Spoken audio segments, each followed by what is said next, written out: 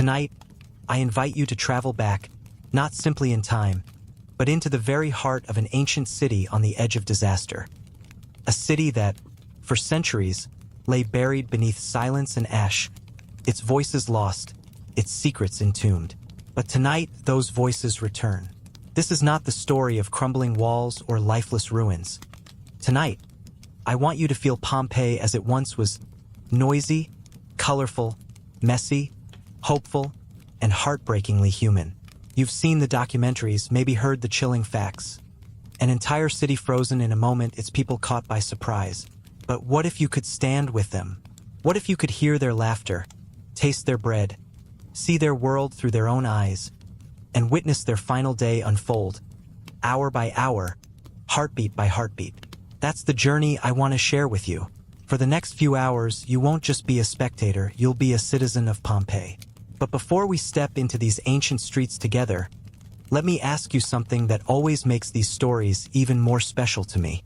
From which city in the world are you watching tonight? And more importantly, what's your favorite food? I'm obsessed with food, truly. Whether it's the simple flatbreads and olives that a baker in Pompeii might have for breakfast, or the elaborate feasts of a Roman noble, or just that one dish from your hometown that always brings you comfort. Tell me in the comments below your city and your favorite dish. I love seeing how far these stories travel, and honestly, your answers inspire the flavors and details I weave into these tales. So, don't be shy, share with me. Now dim your lights. Picture the warm darkness before dawn. Smell the faint aroma of baking bread and wood smoke, mixed with something metallic and wild in the air. Feel the ancient stones beneath your feet, because tonight you are not a tourist. You are a neighbor, a friend, a stranger in Pompeii, and this city's last night will unfold around you. Before the sun even brushes the horizon, Pompeii is alive with whispers and shadows. In a cramped servant's room behind a grand house on the Via dell'Abbondanza, Marcus, a young slave, awakens with a start. The straw under his body is damp and cold, but he barely notices anymore. He sits up quietly, rubbing his eyes, careful not to disturb the other servants. Every day in Pompeii begins before the world notices. Marcus learned long ago that the quickest way to survive is to stay invisible, to become just another moving shadow in the house of his master, Gaius Julius Severus. Far above, wrapped in linen and silk, Livia, the mistress of the house, stirs as the first hints of morning reach her window shutters. She listens to the familiar sounds, the scratch of a broom in the atrium, the muffled clatter of breakfast being prepared, the muted laughter of the younger slaves. Livia is respected, envied even, but she has never felt free. Her days are carefully measured. Visits to the forum, supervising the kitchens, letters to distant relatives, rituals to the household gods. But beneath the surface, her thoughts twist and turn like the winding streets outside. She longs for a different life, or maybe just a single day without duty. Across the city, in a low, smoky bakery, Gaius kneads dough with strong, flour-dusted hands. The oven's heat burns his skin, but he finds comfort in the rhythm. Press, fold, shape, repeat. He's already worried about today's grain shipment, about rising prices, about the rumors of strange earthquakes in the countryside. But for a moment, the only thing that matters is the loaf in his hands. Upstairs, his daughter Elia sleeps soundly, wrapped in a thin wool blanket, unaware of her father's quiet anxieties. Soon, she'll wake to the smell of bread and the city's music, the street hawkers, the neigh of horses, the endless chorus of life. Not far away, on a shaded veranda, Lucius, a retired centurion, gazes at the sky. His back aches, and the old wound in his leg throbs with the promise of rain or worse. He's seen too much: battles on distant frontiers, friends lost to violence and fate. But nothing unsettles him quite like the mountain that looms over Pompeii. Today, as every day, Lucius studies its dark slopes, searching for any sign of trouble. He tries to tell himself it's nothing, just smoke and stories. Still, old instincts die hard. The streets are already stirring. Vendors arrange their stalls in the forum, the city's heart. Children chase each other between columns, mothers argue with fishmongers, priests light incense at the temples. The marble statues catch the first golden rays, casting long shadows across the mosaic pavements. In the gardens, fountains splash softly, and the scent of rosemary and crushed thyme drifts on the air. Elia, the baker's daughter, wakes to a city that is, for her, a kingdom of endless possibility. She rushes to the bakery window and breathes in the morning. Today, she will try to catch pigeons in the public square, maybe beg her father for a honey cake, maybe watch the mosaic artists at work. For her, every alley is an adventure, every doorway a secret. Back in the servants' quarters, Marcus hurries through his chores, fetching water, sweeping dust, polishing bronze lamps. He listens, as he always does, to the gossip of the kitchen. Who saw whose wife in the baths, what the magistrate's son did at last night's feast, why the dogs have been barking so much at night. Underneath it all, there's an undercurrent of unease. Something in the air, a heaviness, as if the city itself is holding its breath. Livia, meanwhile, stands in her private garden, watching the light shift on the flowers. She runs her fingers over the petals and tries to remember what happiness once felt like. Her husband is already gone, off to a council meeting about new taxes and building repairs. Livia sighs, considering a visit to the market, maybe a stop at the temple to ask the gods for, what? A change? Or simply a sign? Gaius the baker pulls his first loaves from the oven, marveling at the crisp, golden crust. Elia appears at his elbow, eyes wide and bright.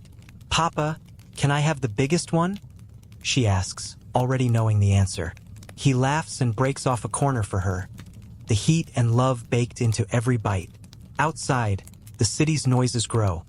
A donkey brays, merchants call out, distant hammers ring as craftsmen start their day. Lucius sets off toward the forum, leaning on his walking stick. Along the way, he nods to neighbors, shares a quiet joke with a fruit seller, watches as a line of slaves delivers amphorae of wine to the wealthier homes. The city is a tapestry, every thread important, every face familiar. As the city fully wakes, the routines of its people intertwine. Chores, errands, greetings, hopes. Pompeii is alive, humming, unaware that the clock is ticking down. For now, life is ordinary. For now, the world is unchanged.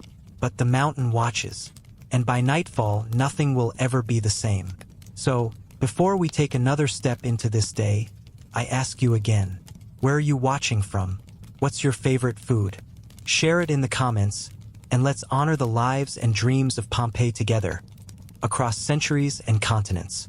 Tonight, we walk with them, and tonight, their voices are yours. As the first true light of morning spills over the rooftops, Pompeii becomes a living mosaic.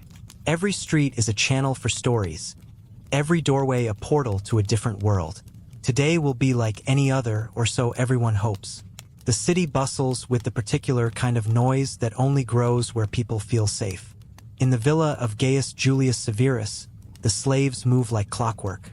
Marcus, careful not to catch Cassia the cook in a bad mood, quietly scrubs a mosaic floor in the atrium, eyes fixed on the glimmering tiles beneath his brush. Overhead, sunlight pools in the impluvium, reflecting gold and blue onto the whitewashed walls. The master of the house is already gone, business taking him into the heart of the city, but Livia remains, drifting through the rooms like a wraith in linen. She checks the gardens, her son's room, the statue of Venus in the corner, anything to anchor herself. Marcus pauses when he sees Livia.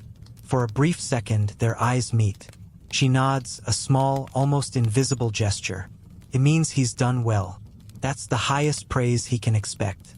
Still, he clings to it as he moves back toward the kitchen, passing Cassia, who shoves a basket of figs into his arms. "Take these to the bakery. Tell Gaius they're the best from my own tree." Across town, the bakery is alive with movement.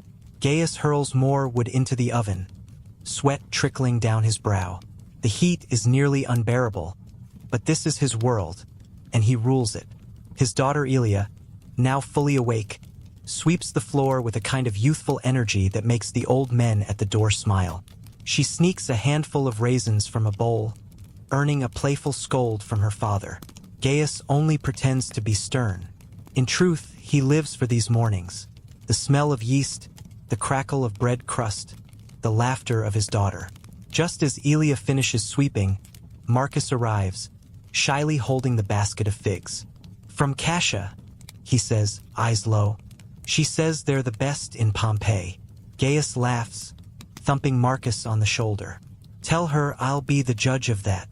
Elia giggles, offering Marcus a piece of still warm bread, their hands brushing for a moment. The boy flushes and stammers a thank you, then hurries away. For a second, Elia watches him go, curiosity sparking in her eyes. Then she returns to her sweeping. Meanwhile, in the forum, Lucius the centurion makes his slow progress. His limp draws sympathetic glances, but he shrugs them off. He pauses at the steps of the basilica, looking out at the crowds. Traders hawk their wares: fish from the bay, fresh vegetables, linen tunics dyed purple and blue. A group of boys, barefoot, wild, dare each other to leap over the fountain in the center of the square. Lucius smiles, remembering a time when he too had been young and fearless. He overhears a merchant grumbling about the strange tremors that shook the city last week. But Lucius shakes his head.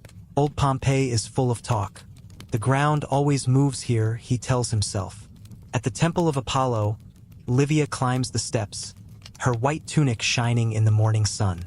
She pauses before the columns, pressing a coin into the hand of a beggar and whispering a prayer for her family's safety. The priestess greets her, eyes lined with coal, and together they light incense at the altar. The smoke rises, mingling with the distant cries of street vendors and the laughter of children playing in the temple courtyard. Livia's prayers are quiet but urgent, shaped by the invisible burdens she carries. "Protect my son," she whispers. "Protect my house. Give me a sign that things will be well." As the morning deepens, the routines of the city accelerate. In the baths, steam billows through marble halls as men and women gossip, argue, and conduct business. In the narrow streets, bakers, butchers, and potters shout over each other, each certain their goods are the finest in the city. Elia, taking advantage of a break, slips out to watch a group of mosaic artists at work, fascinated by the way tiny stones become birds, flowers, and gods. She asks 100 questions, her curiosity drawing smiles from the grizzled craftsman. Marcus, carrying a load of fresh bread back to the villa, moves quietly through the crowded streets. He keeps his head down, careful to avoid trouble. But even in his caution, he cannot help but notice something odd. The birds in the trees are quieter than usual. A dog refuses to leave the shade, panting anxiously. The air itself feels heavier, as if the day is waiting for something. In the forum, Lucius listens to a magistrate argue with a merchant about water rights. The merchant insists that the aqueducts are running dry. Was it the earthquake last month? Lucius finds himself watching the mountain again, noting how it seems to shimmer in the heat. "Old man's nerves," he mutters to himself. Still, he cannot shake the feeling of unease. Livia leaves the temple, crossing the marketplace on her way home. She pauses at a flower stall, running her fingers over a bunch of violets. The seller, a woman with gentle eyes, smiles. "They'll bring you luck, Domina," she says. Livia smiles back, buying the violets and tucking them into her sash. She notices Elia watching the mosaic artists and, for a moment, envies the girl's freedom. They share a brief glance, two lives separated by birth, fate, and the walls of the city, yet united by the same sunlight and the same silent worries. In the bakery, Gaius counts his coins and mutters about the price of flour. His assistant brings word of a festival planned for next week. "We'll need more loaves," Gaius says, already calculating how many sacks of grain to order. Outside, Elia darts by, laughing as she narrowly avoids a runaway goat in the street. As the sun climbs higher, the city's pulse quickens. The clatter of carts on stone, the cries of peddlers, the scent of roasting meat and ripe fruit. It is a symphony of everyday life. Yet beneath it all, A subtle current of tension winds through the morning, invisible but real. In the shadow of the mountain, the people of Pompeii chase their fortunes, mend their wounds, share their meals, and dream their dreams, unaware that this day, like any other, will soon become a memory buried in ash. But for now, the sky is blue, the city is bright, and hope, for one more morning, still belongs to the living. By midday, Pompeii is alive with noise and movement. The sun stands high above Mount Vesuvius, its light reflecting off whitewashed walls and red-tiled roofs. Shadows are short and the streets are hot, packed with citizens jostling for space and shouting to be heard above the chorus of daily business. It is the hour when everything in the city pulses with energy, when bakers rush to sell the last loaves, children dodge through the legs of merchants, and the heat bounces from stone to stone. Elia wipes sweat from her brow, balancing a basket of bread on her hip as she hurries down the Via dell'Abbondanza. The crowd swirls around her. A procession of priests in white, a pair of painted women laughing too loudly, a one-eyed dog scavenging for scraps. She pauses outside the Macellum, the market, to watch a fishmonger haggle with a senator's steward. The fish stinks, silver and slick on the table, but the steward only wrinkles his nose. "My master will not pay for yesterday's catch," he snaps. The fishmonger, undaunted, holds up a fat mullet. "This one's as fresh as your master's wig. Smell for yourself." Elia stifles a giggle. In the crowd, she spots Marcus carrying an urn of water, his tunic patched and his steps careful. He sees her, hesitates, then offers a shy wave. For a heartbeat, their worlds, slave and baker's daughter, touch. She gives a tiny wave in return, a secret smile. But then Kasia, the cook from the villa, barks at Marcus to hurry. The moment vanishes into the noise of the square. Elsewhere, Livia moves slowly through the Stabian baths, accompanied by her friend Antonia. The steam softens the aches in their bones and the lines on their faces. They sit on marble benches while a servant massages scented oil into their hands. "You should come to my garden party tomorrow," Antonia says. "My nephew is visiting from Capua, a fine young man with land." Livia offers a polite smile, but her mind is elsewhere. She is thinking of her son, away on business, and the dull fear that something. She can't say what is wrong.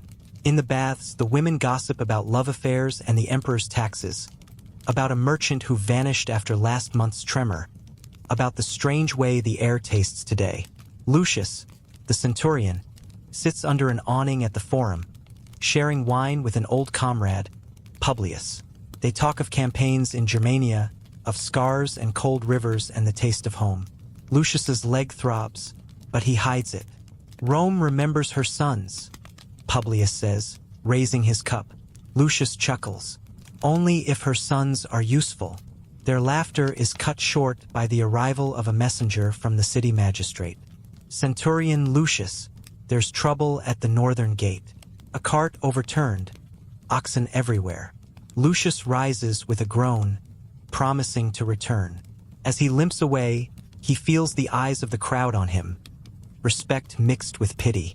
In the back alleys, Marcus delivers a message for Kasia, then lingers in the shade behind the temple. Here, Pompeii is different, rougher, sharper. Boys gamble with knucklebones. A toothless woman offers fortunes for a copper coin. Marcus watches the city and feels a strange dizziness. He is tired, yes, but the air seems to shimmer with more than just heat. A low rumble shakes the ground, so faint he wonders if he imagined it. The gamblers freeze, listening. Then, as suddenly as it came, the tremor passes. A chorus of nervous laughter follows. "The mountain burps again," someone jokes. At the bakery, Gaius swears at the price of flour, then at the lazy apprentice, then at the oven that never seems hot enough. He is in the middle of a tirade when the wall rattles, shaking a jar from the shelf. It shatters, flour puffing into the air like smoke. "Jupiter's balls," Gaius shouts. But Elia, arriving with the bread basket, sees the fear behind his anger. "Just a tremor, father," she says, steadying the next jar. Gaius grumbles, but he eyes the mountain through the window. It sits, silent, indifferent, the clouds twisting around its summit. All across Pompeii, the city pauses. For a moment, everyone listens. To the distant barking of dogs, to the creak of wood beams, to the small shifting noises of a city unsure whether to panic. But soon, routine takes over.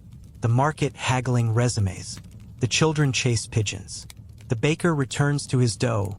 The senator's wife to her gossip. The slaves to their chores. Yet, in the private corners of the city, the tremor leaves ripples. Livia, walking home with her violets, quickens her pace.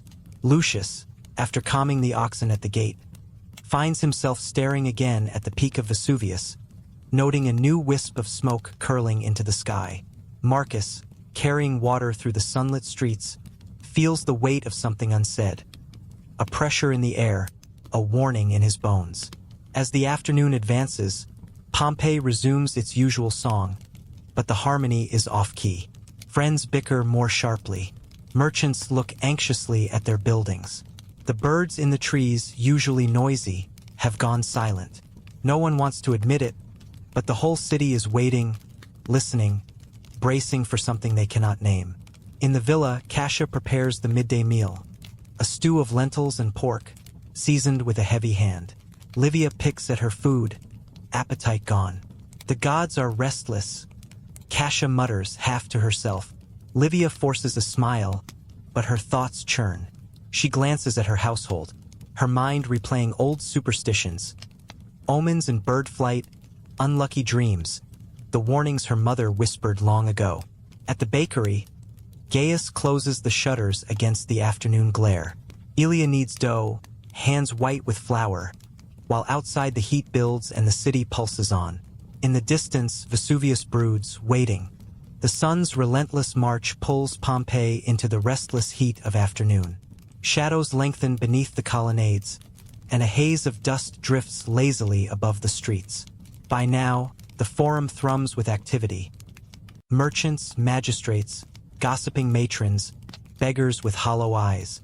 The city moves to a rhythm as old as its walls, but beneath the surface, something is shifting. Even the pigeons seem to sense it, their wings flaring in nervous bursts as the air grows thick and heavy, full of the promise of a storm no one can see. Elia's feet ache as she weaves through the crowd, her basket empty after the morning's work. She lingers near the statue of Fortuna, tossing a crumb of bread onto the marble base. For luck, she whispers, an old superstition, half remembered from her mother's lips. She hopes the goddess is listening. She hopes something is. Nearby, the market's clamor rises. A fishmonger shouts about the day's catch. A spice merchant fans herself with a woven palm, and a group of children chase each other, laughing, past a line of grim-faced soldiers. At one stall, Marcus struggles to lift a heavy amphora for a wealthy customer. The jar slips, nearly crashing to the stones, but he manages to steady it at the last moment, his muscles trembling. The customer, a merchant with gold rings, clicks his tongue. Clumsy. You'd be whipped for that in my house. Marcus bows his head, biting back his pride, but in his chest a spark flares, a mixture of anger and something darker, fear at how close he came to disaster. Across the forum, Livia walks in measured steps, her tunic immaculate, her posture regal despite the stifling heat. A procession passes. A wedding, perhaps, or a festival she's forgotten.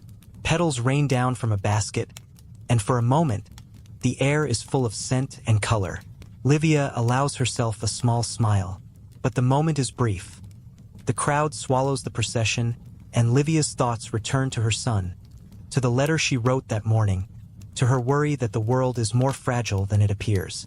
She pauses at a jeweler's stall, admiring a delicate gold pendant shaped like a crescent moon. The craftsman bows, eager for a sale. A charm, madam, for protection, guaranteed to ward off evil. Livia almost laughs. If only it were so easy. But she buys it anyway, fingers trembling as she fastens it around her neck. Meanwhile, Lucius stands watch at the northern gate, sweating beneath his armor. The overturned cart from earlier still blocks the road, oxen lowing nervously, their breath steaming in the heat. Lucius commands a pair of slaves to clear the mess. He scans the horizon, nothing but distant fields, the sun glaring off the slopes of Vesuvius. Yet the hairs on his neck rise. Something about the mountain unsettles him today, though he can't say why. He's fought in battles, faced death and chaos, but this is different. A silent threat impossible to fight. Back in the alleys, Marcus slips away from the market, ducking into a narrow lane between two tall houses.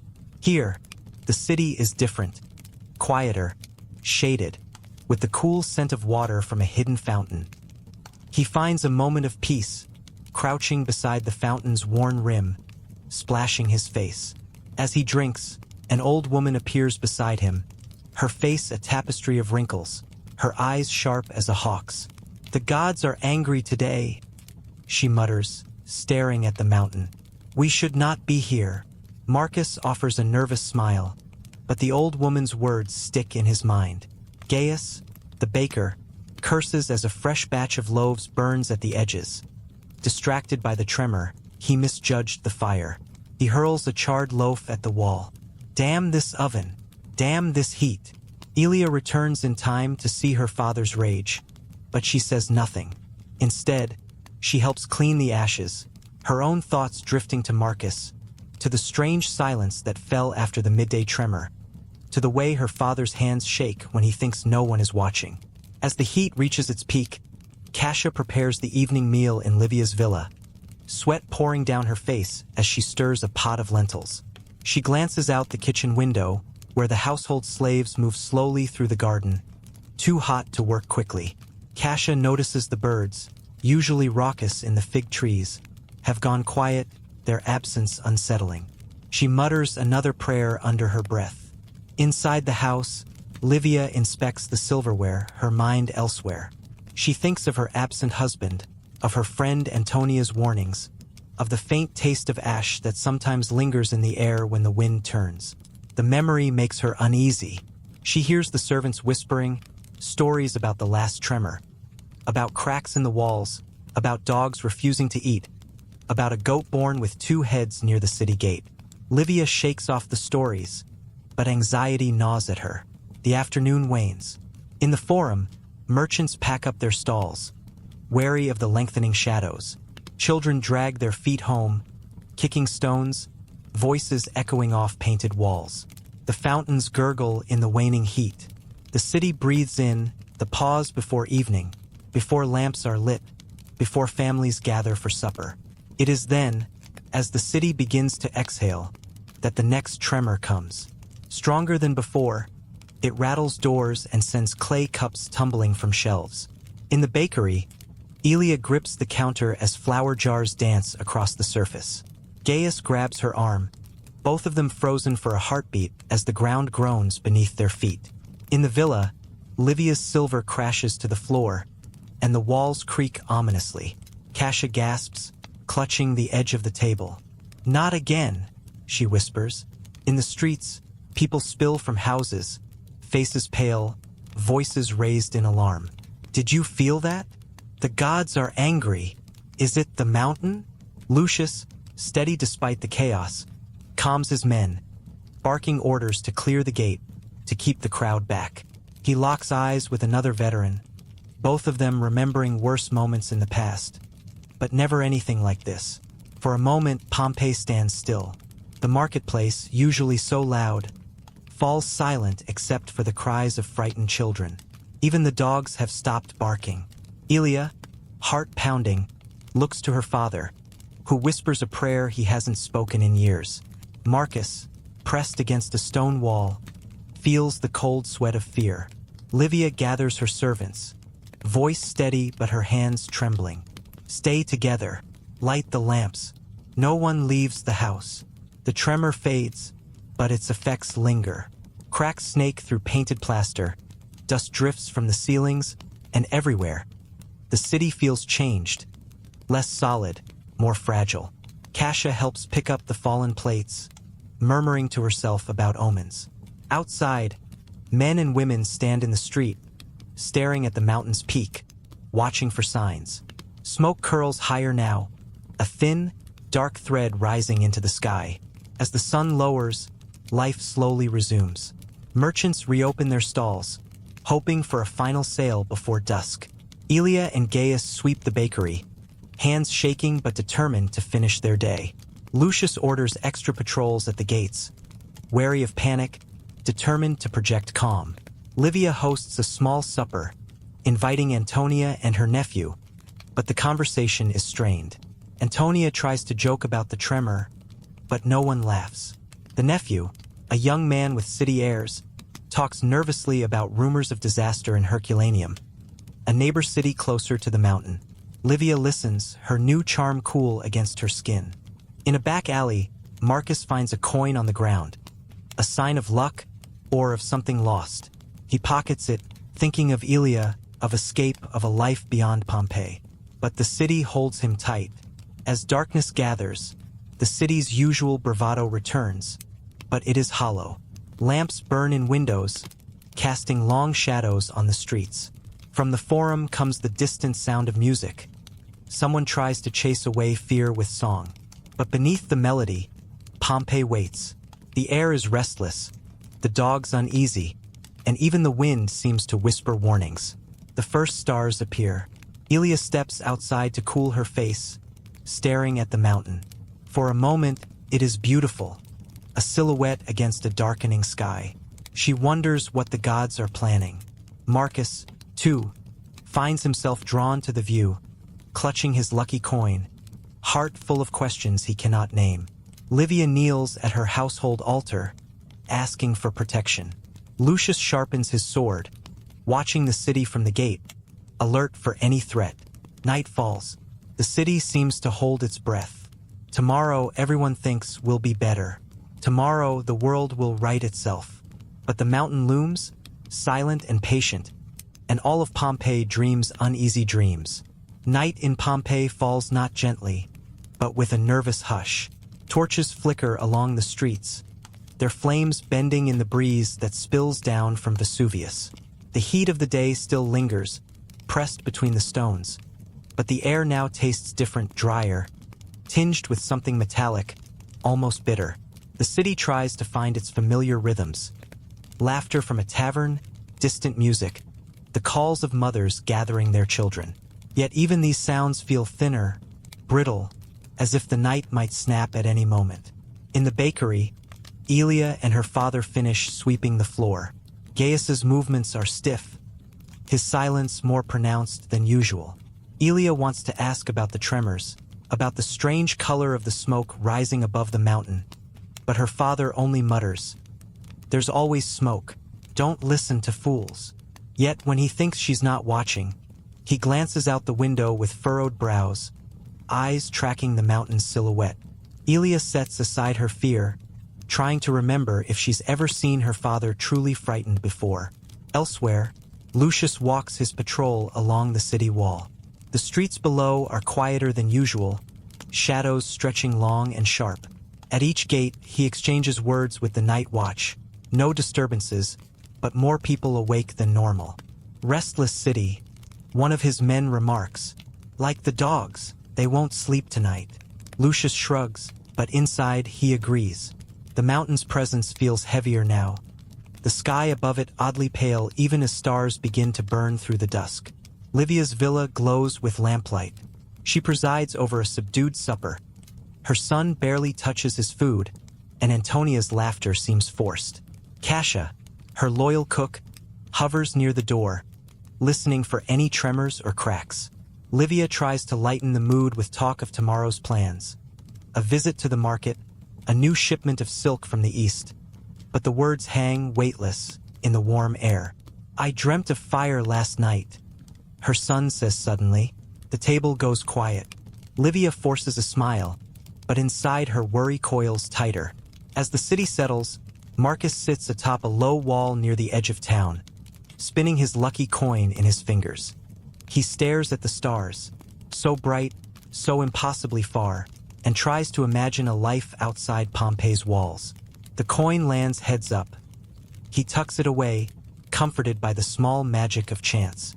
From his perch, he can see the faint, ruddy glow above Vesuvius, a glow that shouldn't be there. All across Pompeii, families prepare for sleep. Candles are snuffed, prayers whispered. Some pray to Jupiter for protection, others to Venus for peace, a few to the Laras, the household spirits, who are said to watch over each threshold. In the alleys, stray dogs whimper. Birds fidget on their perches. The ground feels tense, as if holding its breath. In the darkest part of the night, the air shifts. A fine, almost invisible dust begins to drift down, at first mistaken for ash from a distant hearth. Kasia, in Livia's kitchen, notices it coating the window ledge, a faint gray film that wasn't there before. She wipes it away with her apron, frowning. Meanwhile, Elia lies awake on her straw mat, heart pounding. She hears her father's breathing slow, heavy, but she knows he's not asleep. Her own thoughts run wild. Will tomorrow bring more tremors? Is Marcus safe? What would it feel like to run, to escape this place if something terrible happens? The questions spin, impossible to answer. Lucius, unable to rest, climbs a stair to the top of the city gate. From this vantage, the city glows softly, a scattered sea of lights. But the mountain's presence dominates, all dark, massive, and now crowned with that unnatural glow. He feels an urge to warn someone, to sound an alarm. But for what? Nothing has truly happened yet. In her villa, Livia stands at the household altar, holding her new crescent charm. She prays in silence, words tumbling out half-formed, desperate. She promises more offerings, more devotion, if only the gods will keep her family safe through the night. Marcus finally leaves his wall and slips through the streets, heading for the bakery. He knocks quietly 3 times, their old signal.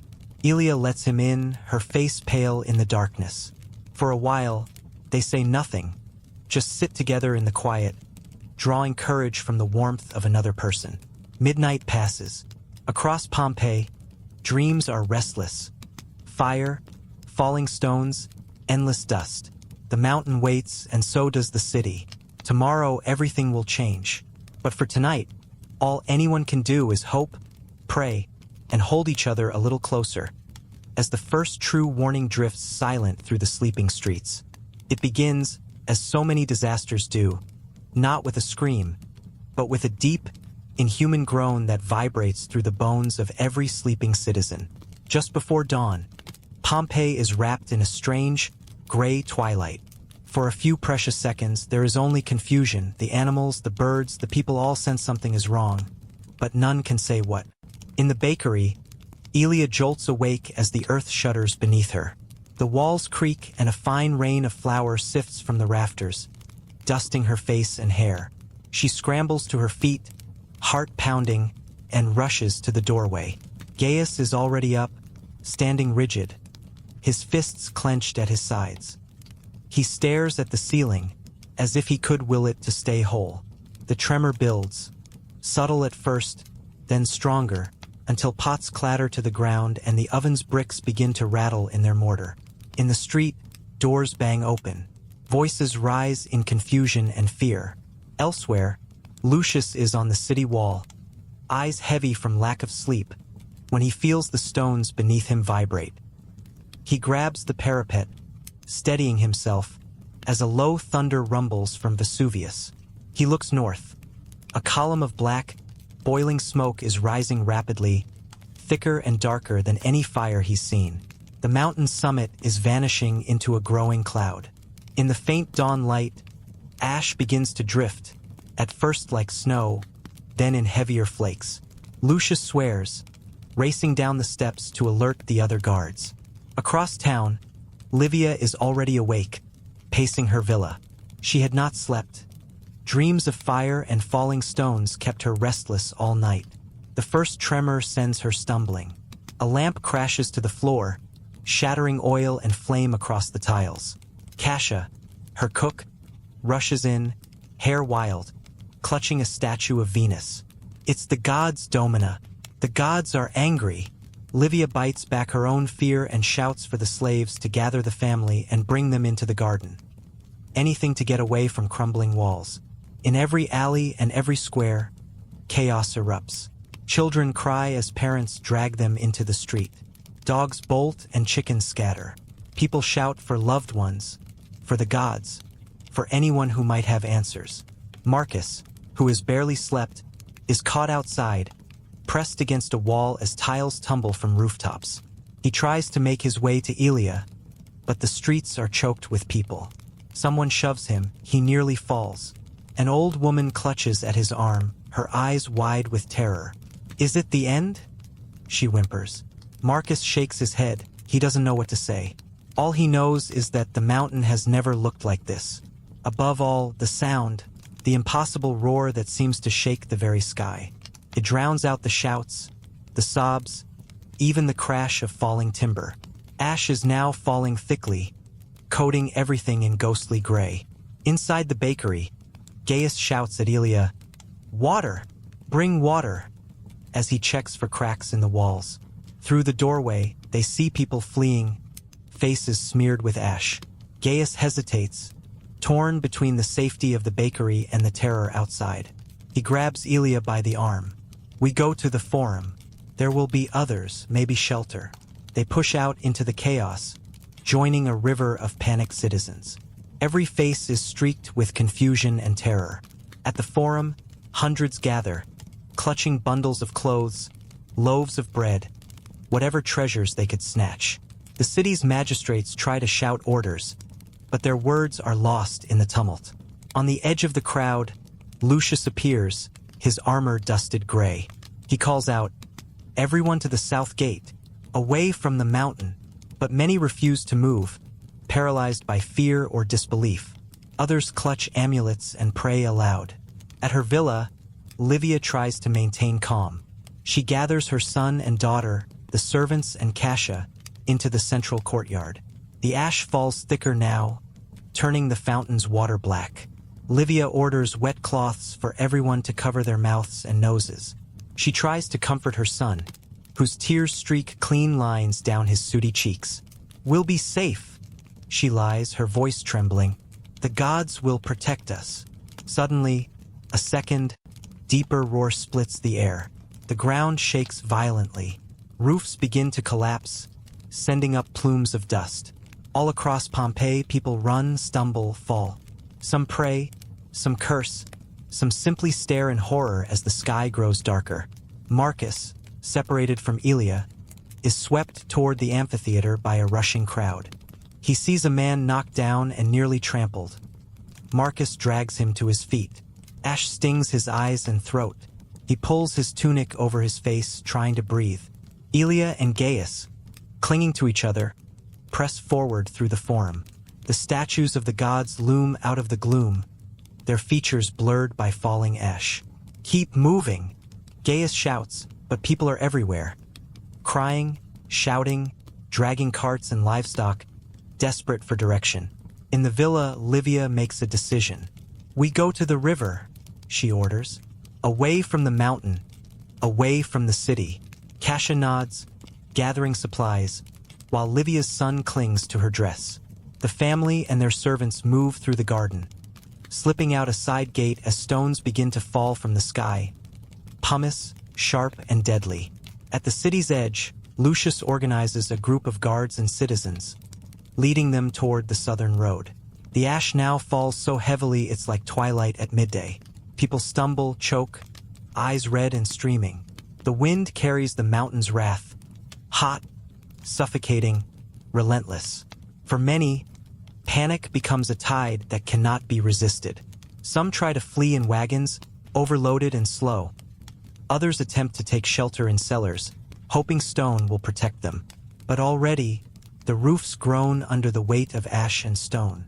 Amid the chaos, the voices of Pompeii echo. Prayers to every god, desperate bargains, children calling for mothers, lovers searching for each other in the gloom. Marcus, fighting his way through the press, finally spots Elia and Gaius near the edge of the forum. He calls their names, waving his arms. Elia sees him, relief washing over her face. For a moment, amid the nightmare, hope flickers. But hope is fleeting. The ash falls thicker, now mixed with small stones that sting the skin. Thunder growls overhead, and the air is filled with the sharp scent of sulfur. Dogs howl, horses rear and break their tethers. Gaius pulls Elia and Marcus together. "We go south," he says. "Now, quickly." They join Lucius's group, merging into the flow of fleeing citizens. Livia, too, is on the move, her household huddled together as they slip through narrow lanes, dodging falling tiles and debris. In her arms, her son clings tightly, face buried in her shoulder. The river seems impossibly far. By the time the sun should have risen, Pompeii is shrouded in darkness. The city is unrecognizable. Roofs caved in, streets clogged with ash and frightened people. Above it all, Vesuvius looms, a living nightmare, its fire hidden but its power impossible to escape. In the gathering gloom, the people of Pompeii run for their lives, chased by the mountain's fury and the terrible knowledge that nothing will ever be the same again. The darkness over Pompeii is now nearly absolute, the sun blotted out by the mountain's ash. It's not yet midday, but it might as well be midnight. Every breath burns. The air is choked with dust, and the city's broad streets have become rivers of gray mud. The once familiar mosaic tiles are buried, the grand statues and columns half swallowed by swirling ash. Only the shrieks of the desperate, the crash of falling roofs, and the constant, thundering roar from Vesuvius fill the void. Elia, Gaius, and Marcus cling together in the chaos, following the battered line of guards led by Lucius. He shouts commands, voice hoarse, face streaked with sweat and soot. "Stay together. Cover your mouths. Keep moving." The group pushes south, dodging shattered wagons and stumbling over bodies. Some wounded, some already still. Parents carry children. Lovers hold hands. Slaves and masters run side by side, all equal now beneath the shadow of the volcano. From the Forum to the South Gate, the journey is a nightmare. The ash underfoot is ankle-deep and growing. Sometimes it feels as if the earth itself is dragging at their legs, intent on swallowing them. At every crossing, there are choices. Alleys choked with debris, side streets blocked by the rubble of collapsed houses. Gaius coughs and wipes his eyes with a filthy sleeve. Marcus tries to help an old man who's fallen, but the man shakes his head, refusing to rise. "Go!" he croaks, pushing Marcus away. "Go! Save yourself." Marcus hesitates, then stumbles on, guilt heavy on his shoulders. Behind them, in the heart of the city, Livia's family and their servants hurry through narrow lanes. The air is hot and thick, and every breath is a struggle. Cassia carries a bundle of bread and a flask of water, clutched to her chest as if it were treasure. Livia leads the way, her hair caked with ash, her hands shaking. Her children cling to her, eyes wide and terrified. Around them, other families move in frightened packs. One by one, neighbors join, seeking safety in numbers. Suddenly, a great, shuddering crash splits the air. A roof gives way, sending a storm of tiles and beams into the street behind them. Screams erupt. For a moment, the group is scattered, fleeing blindly. Livia pulls her children to a wall, shielding them with her own body as stones rain down. Cassia's voice rises over the chaos. "Here, this way." She waves her arms, gathering the group. They sprint for a side alley, dodging debris. At the alley's mouth, Livia counts heads. Everyone is here, for now. The air grows thicker. The ash falls faster. Breathing becomes agony. Many in the fleeing crowds tie cloths over their faces, but it does little. Children cry and beg to be carried. Some simply collapse. Strong hands lift them, passing the smallest forward through the crowd. The city's southern gate, their only hope, looms through the haze. Lucius, battered and grim, organizes his group at the gate. His training holds. He refuses to panic, barking orders with the certainty of a man who's faced death before. "No pushing. Move in pairs. If you fall, we pick you up." Some people are so blinded by ash they cannot see. Others have blood running from their noses. The panic of the crowd threatens to become a deadly stampede. Outside the walls, the roads are little better. The land is blanketed in falling stones. Pumice, some pieces as big as fists. The air is filled with a sulfurous fog, choking and hot. People stumble, wade through drifts of ash, help each other over the remains of toppled carts and dead animals. Some fall and are lost, disappearing beneath the gray tide. Others drop their belongings, realizing that only speed matters now. In the chaos, Gaius leads Elia and Marcus off the main road, ducking into an orchard on the outskirts. The trees here offer little shelter. Branches sag and break under the weight of falling stones. Gaius coughs violently, then collapses to his knees, gasping. Elia kneels beside him, pressing a damp cloth to his lips. "Drink," she whispers, handing him water. Marcus scans the field for others. He sees scattered groups, shadows moving between the trees, many heading toward the river and the coast. A sudden scream pierces the air. A woman, separated from her family, calls out for her child. Marcus, heart pounding, dashes into the gray, finds a sobbing girl clutching a doll. He scoops her up, shielding her face with his cloak, and returns her to her mother. For a moment, gratitude flickers. Then the next wave of stones falls, driving everyone onward. Back in the city, Livia's group reaches the southern gate. The guards are gone, fled or dead. The passage is choked with people, everyone desperate to get out. In the crush, Kasia drops her bread. A man behind her grabs it, disappearing into the crowd. Livia doesn't care. Her focus is on her children, who cough and cling to her hands. Outside, the sky is an unnatural, angry red, streaked with lightning that crackles within the ash cloud. The mountain's roar is unceasing, and the earth trembles with each new explosion. Livia's youngest, terrified, sobs that she cannot walk. Kasia hoists the child onto her back, gritting her teeth against the pain. In the orchard, Gaius forces himself to his feet, eyes wild. "We have to keep moving," he rasps. "The river. If we reach the water, maybe the boats." But even as he speaks, the river itself is a ribbon of black, choked with debris and bodies. Some try to swim. Others are swept away by the current, lost forever. Marcus, Elia, and Gaius cling to each other, pushing through the orchard and across muddy fields. Ash drifts in every hollow, the world reduced to a palette of gray and red. Above them, the sky is so heavy with falling stones it seems the world itself might collapse. Behind, the city groans, a sound like a dying giant, as roofs fall and towers crumble. On the road to the sea, Livia's group moves in fits and starts, sometimes crawling on hands and knees to avoid the worst of the falling stones. She prays quiet, desperate prayers to every god she knows. Her children's faces are streaked with tears and ash. Kasia's voice is a steady anchor. "One more step, little one, just one more." Others join them, strangers, neighbors, slaves freed by disaster. A man with a broken leg is carried by his wife and brother. An old woman mutters curses, dragging a battered statue of Mercury by its foot. All along the road, the living and the dead lie side by side, impossible to count. In the growing horror, choices must be made. Some head for the countryside, hoping the ash will thin. Others try to shelter in villas and temples, seeking safety in thick walls and the favor of the gods. But the stones fall everywhere, indiscriminate, relentless.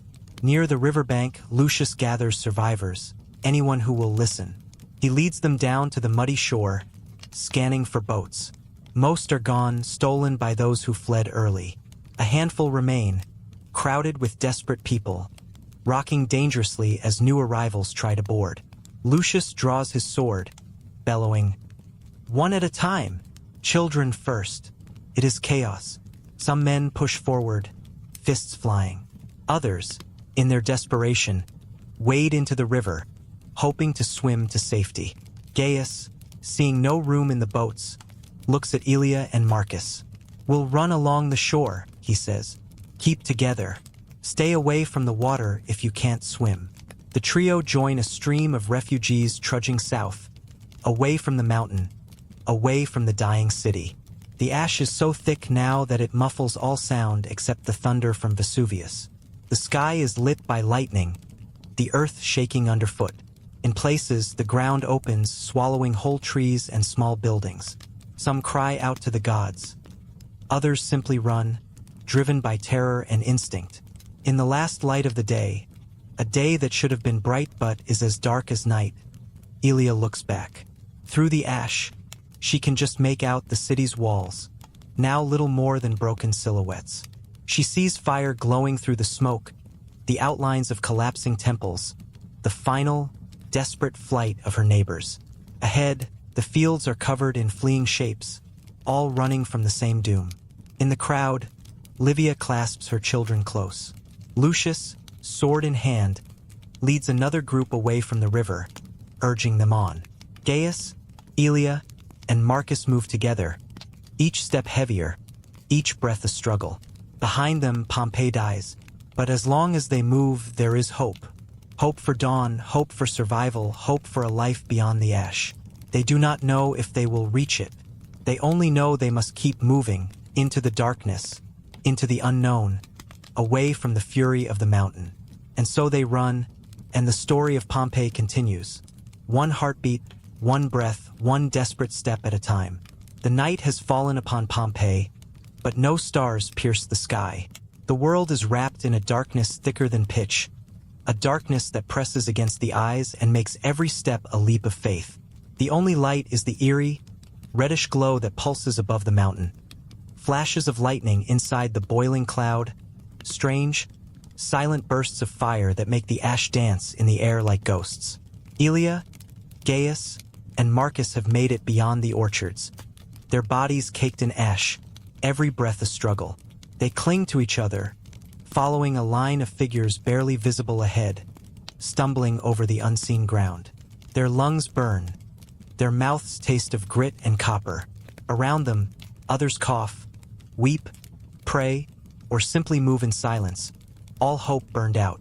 Behind them, the city of Pompeii is being consumed. From the slopes of Vesuvius, a new terror descends.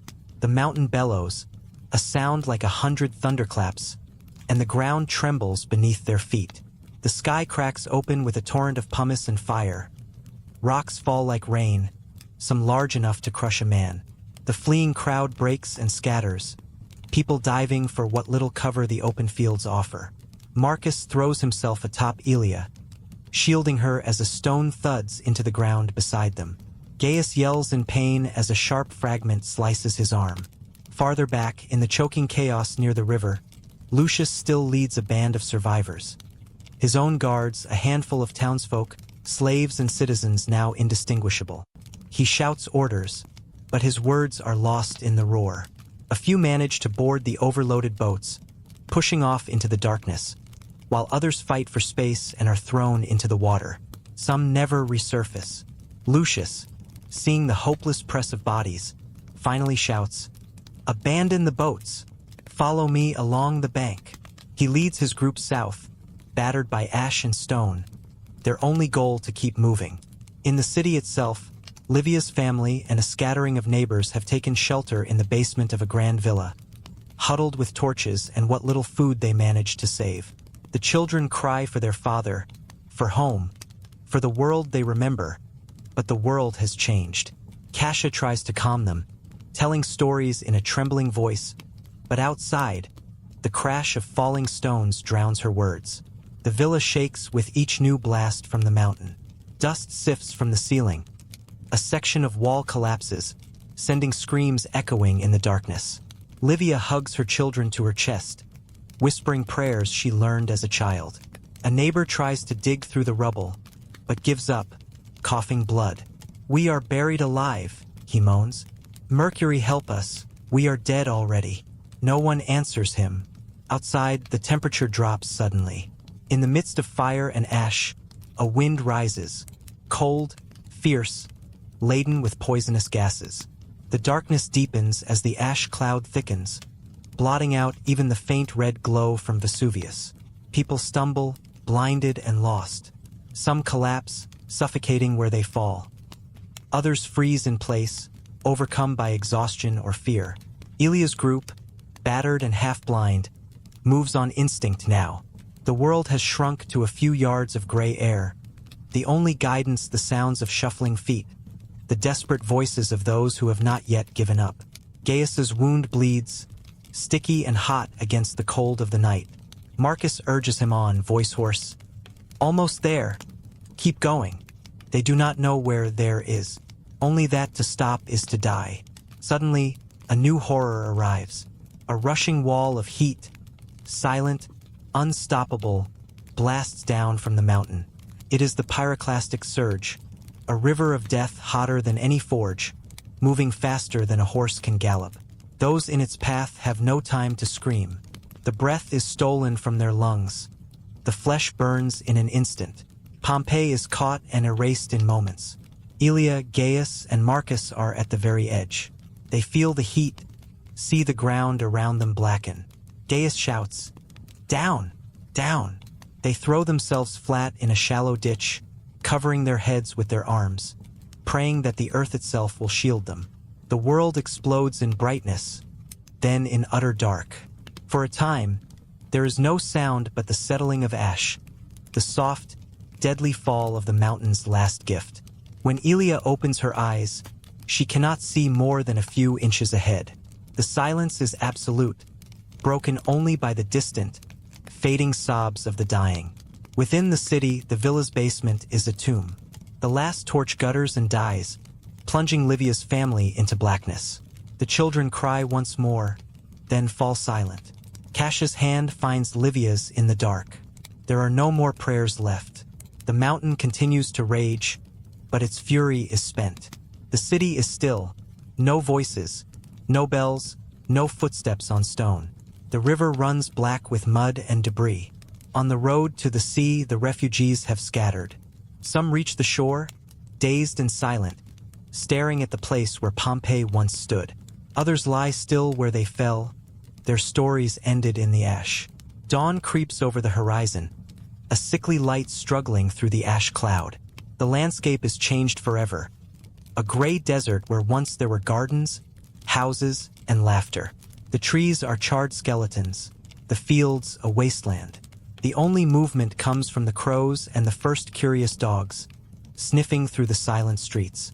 Ilia sits up slowly, her hair and clothes coated in ash. Beside her, Gaius and Marcus do not move.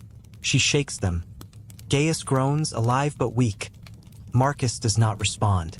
For a moment, Ilia cannot breathe, thinking she is alone in this dead world. Then Gaius opens his eyes, coughs, and sits up beside her.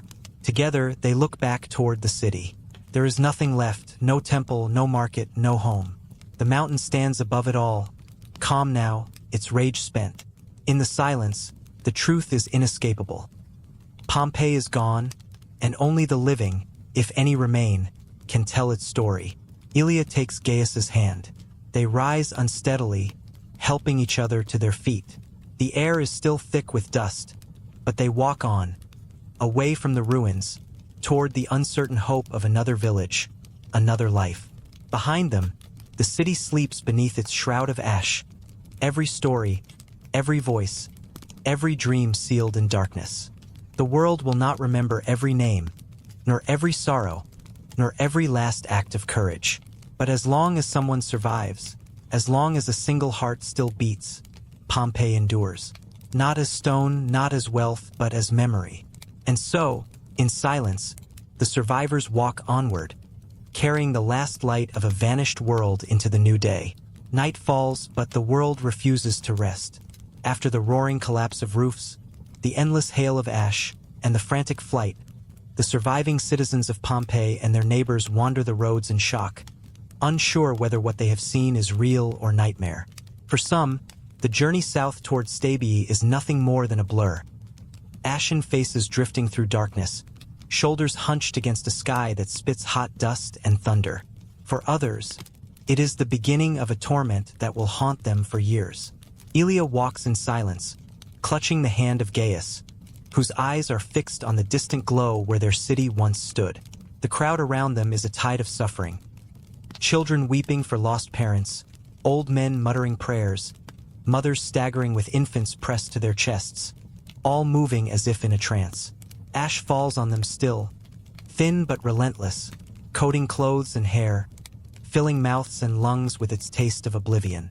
The road is slow. More than once, they pass bodies half buried in gray. A dog, silent and still, lies beside its master. A cart has broken its wheel, its load of furniture and hopes abandoned. Somewhere ahead, a woman screams. Someone has collapsed from exhaustion or grief. There is little anyone can do. Everyone is broken, and each step away from Pompeii feels like a betrayal and a mercy at once. Gaius tries to lift spirits. He tells Ilia, in a voice dry with dust, "We'll rebuild. Romans always do. I'll open a new bakery, somewhere safer. You'll see." But even as he speaks, his voice falters. The old world is gone. Only the ache of hunger and loss remains. They reach the edge of Pompeii at dawn.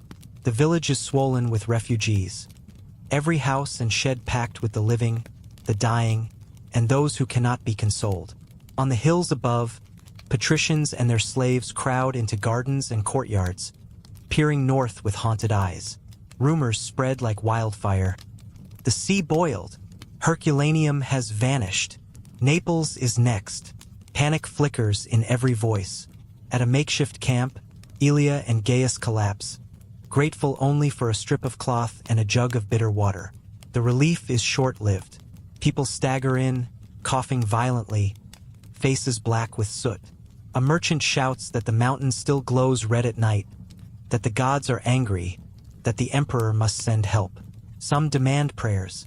Others demand wine or news or someone to blame.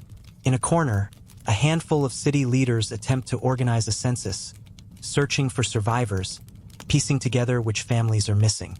Names are shouted, answered, and sometimes greeted with silence. Felix, the old baker, is nowhere to be found. The child Lucia, the centurion's niece, is missing. For every reunion, there are 3 heartbreaks. The Matrona Julia, once regal and untouchable, sobs in public for the first time in her life, clutching the dress her daughter wore that morning. Night again. The air is cold and sharp, the sky purple with ash and the flickering red of unseen fires. Some attempt to sleep. Others pace restlessly, unable to close their eyes. Ilia dreams of the bakery, of kneading bread beside her father. When she wakes, she can still smell the yeast and would smoke, but it's only memory. Gaius, feverish, talks in his sleep, begging for water, whispering his mother's name. Every sound in the camp is too loud. A cough, a baby's wail, a man shouting in anger. Suddenly, shouts ripple through the night. People rush toward the road. A handful of young men have returned from the outskirts of Pompeii, their faces black with soot, eyes wild. "The city is buried," one yells. "Nothing is left. The roofs are crushed, the temple's gone. The gods have punished us." This news spreads first as shock, then as anger. Some refuse to believe it, vowing to return at dawn and search for lost relatives, for buried treasures, for any sign of hope. Others fall silent, retreating into themselves. Ilia gathers with Gaius and a few other survivors. Marcus the centurion, his cloak ruined and face cut, and Marcellus the teacher, who carries a single burned scroll tied with a string. They share bread and bitter wine in silence, staring into the campfire. Each wonders what comes next. Is there a life beyond this night? Will the emperor send aid, or has Rome already forgotten them? The ground is still, yet every now and then, a distant tremor shakes the earth, sending new terror through the camp. No one speaks of returning home, not yet. Too many questions are unanswered, too many loved ones lost. As dawn approaches, the group resolves to survive another day, nothing more. They vow not to forget the faces of the missing, nor the lives stolen by the mountain. The future is a blank page, smeared with ash and shadow. In the distance, Vesuvius still grumbles, and the night is not yet done. The story of Pompeii is far from over. Daylight over Pompeii arrives ghostly, filtered through a sky still thick with drifting ash. The entire town feels like a place suspended between worlds. Not yet entirely destroyed, not yet entirely alive. Overnight, thousands have swollen its streets.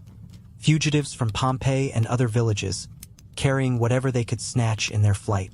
Some dragged carts, others bundles wrapped in wet cloth, a few nothing but the ragged clothes on their backs and haunted eyes. Every open space has become a camp, every stoop a bed, every barrel or well a battleground for water. Elia wakes to the smell of smoke, mixed with sweat and the sour tang of too many people crammed together in fear. Her first thought is for her father, Gaius.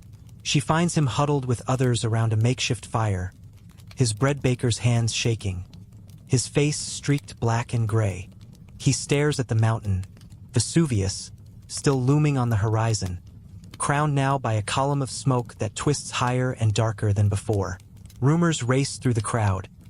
The eruption is not over. The earth might split again. The sea may boil. Each story is wilder, more desperate. Gaius pulls Elia close, his voice rough. If the wind turns, the ash will come for us again. We may have to run further still. Elia nods, trying to be brave.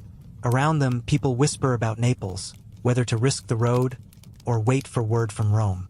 Some talk of heading inland, toward the hills, away from the poisoned sky.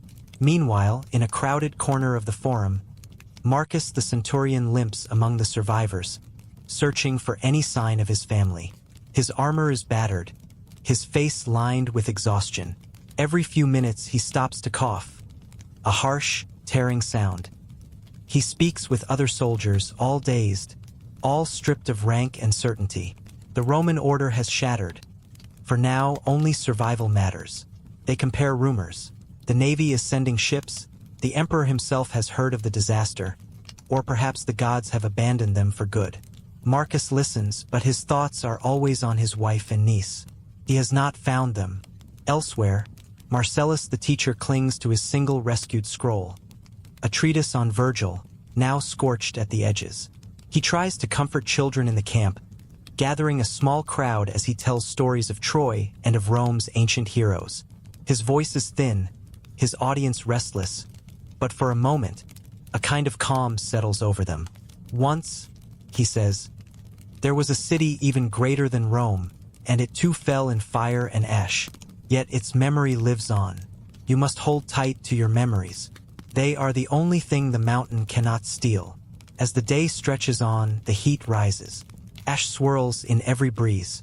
Water grows scarce, tempers flare, and the sound of wailing mixes with prayers in every language. Elia helps fetch water from a well, only to find it muddy, tainted. Gaius trades a silver ring, the last piece of his family's fortune, for a handful of dried figs and a strip of salt pork. The food tastes of tears, but it is all they have.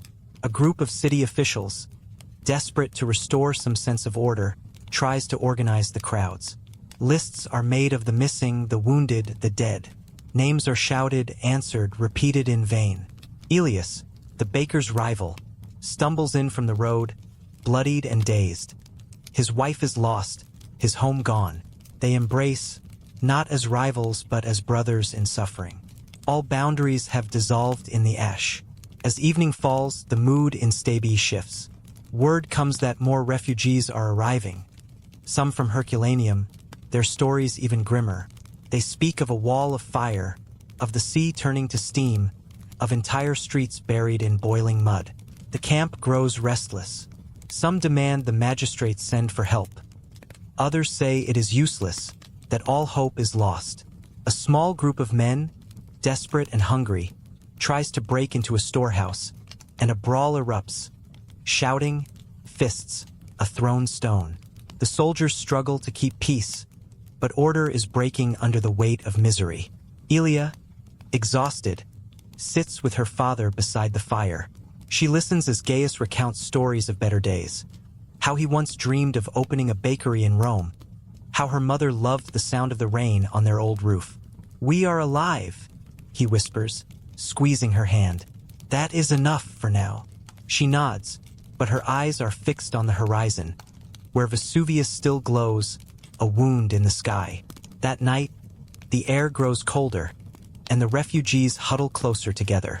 Some pray, some weep, some stare in silence. The mountain's rumbling has faded, but its shadow lingers over every heart. Dreams are filled with ash and fire, with the faces of the missing.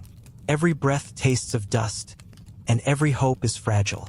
In the final hours before dawn, Elia slips away from the camp, wandering the edge of town, searching for signs of the old world. A laurel tree, a piece of mosaic, anything familiar. She finds nothing but silence and darkness. Yet as she stands beneath the alien sky, she promises herself that she will not let Pompeii be forgotten. No matter what comes next, she will remember. She will survive. Far off, a faint tremor shakes the earth, and in the distance, the mountain's glow pulses, a reminder that the story of Pompeii and its people is far from over. Night descends on Pompeii with a heaviness that feels almost physical. Torches flicker in every street, casting unsteady shadows on walls crowded with refugees. The population has doubled, then tripled in just a day, and the old order of the town has collapsed under the weight of need and panic. The air is full of smoke, ash, and the low hum of whispered fears. Dogs bark, children cry, and everywhere, people search for missing faces in the throng. Parents for children, lovers for each other, friends for friends. The little safety Pompeii offers is as thin as the blanket Elia shares with her father in their corner of the forum, surrounded by strangers and hope. At the edge of the plaza, a small group gathers around an old man. He is telling fortunes by lamplight, peering into the ashes for signs. The gods have sent this punishment for our pride, he declares. But not all will be lost. Some listen, seeking comfort or a sense of order in his words. Others scoff, refusing to let fate dictate their future. Still, the ancient rituals bring a strange sense of unity, if only because everyone here is equally at the mercy of gods and the mountain. Elia, restless despite her exhaustion, rises and walks among the tents and makeshift shelters. Everywhere she goes, she hears stories of miraculous escapes, of heartbreak and terror. A mother who carried her infant for miles through clouds of ash. A merchant who shielded his blind wife from falling debris, guiding her with a rope. A young boy who returned to Pompeii after the first eruption, searching for his lost dog, and never came back. The stories blend together, creating a patchwork of grief and survival, weaving a fragile sense of community from shared pain. She meets Flavia, a matron from Pompeii, who sits with her daughters near a dwindling fire. Flavia's hands shake as she braids her youngest girl's hair, but her voice is steady. I have seen war, famine, even plague, she says, but never this. The gods are angry, and yet we are alive. That must mean something. She offers Elia a place by their fire, and the two families share what little food they have. A crust of bread, a sliver of dried meat, a fig saved for better days. They eat in silence, broken only by the soft murmurs of children. Elsewhere, Marcus the centurion finally finds word of his niece. He learns that she and her mother were seen boarding a boat at the Pompeii docks, headed for Sorrento or perhaps Naples. Relief and guilt war within him. He is grateful they may have survived, yet he stayed behind, bound by duty and the weight of Rome's crumbling authority. Marcus joins a patrol of exhausted soldiers, working to keep order in the town. Fights break out over water, over space, over rumors that another wave of refugees is coming from the north. The soldiers try to mediate, but discipline has faded. Now, brute strength is all that matters. Marcellus the teacher walks among the children, his rescued scroll tucked in his belt, gathering them for another story. He tells them of Odysseus, lost and wandering, and the children listen with wide eyes. For a moment, they are transported away from the ash and chaos. Marcellus's own heart aches for his students back in Pompeii, the ones he may never see again. He promises himself that, if he survives, he will remember every name, every face. In a quieter alley, Gaius the baker tends to his injured hand, wrapping it with a strip of linen offered by a kind stranger. He watches Elia from afar, pride and sorrow mingling in his chest. She has grown so much in these few terrible days. Braver, wiser, more determined than he ever expected. He thinks of his wife, lost so long ago, and whispers a prayer that their daughter will live to see another sunrise. As midnight approaches, the town grows quieter. People settle in wherever they can, under carts, beneath awnings, pressed against walls for warmth. Some pray, some sing old songs, some weep into the night.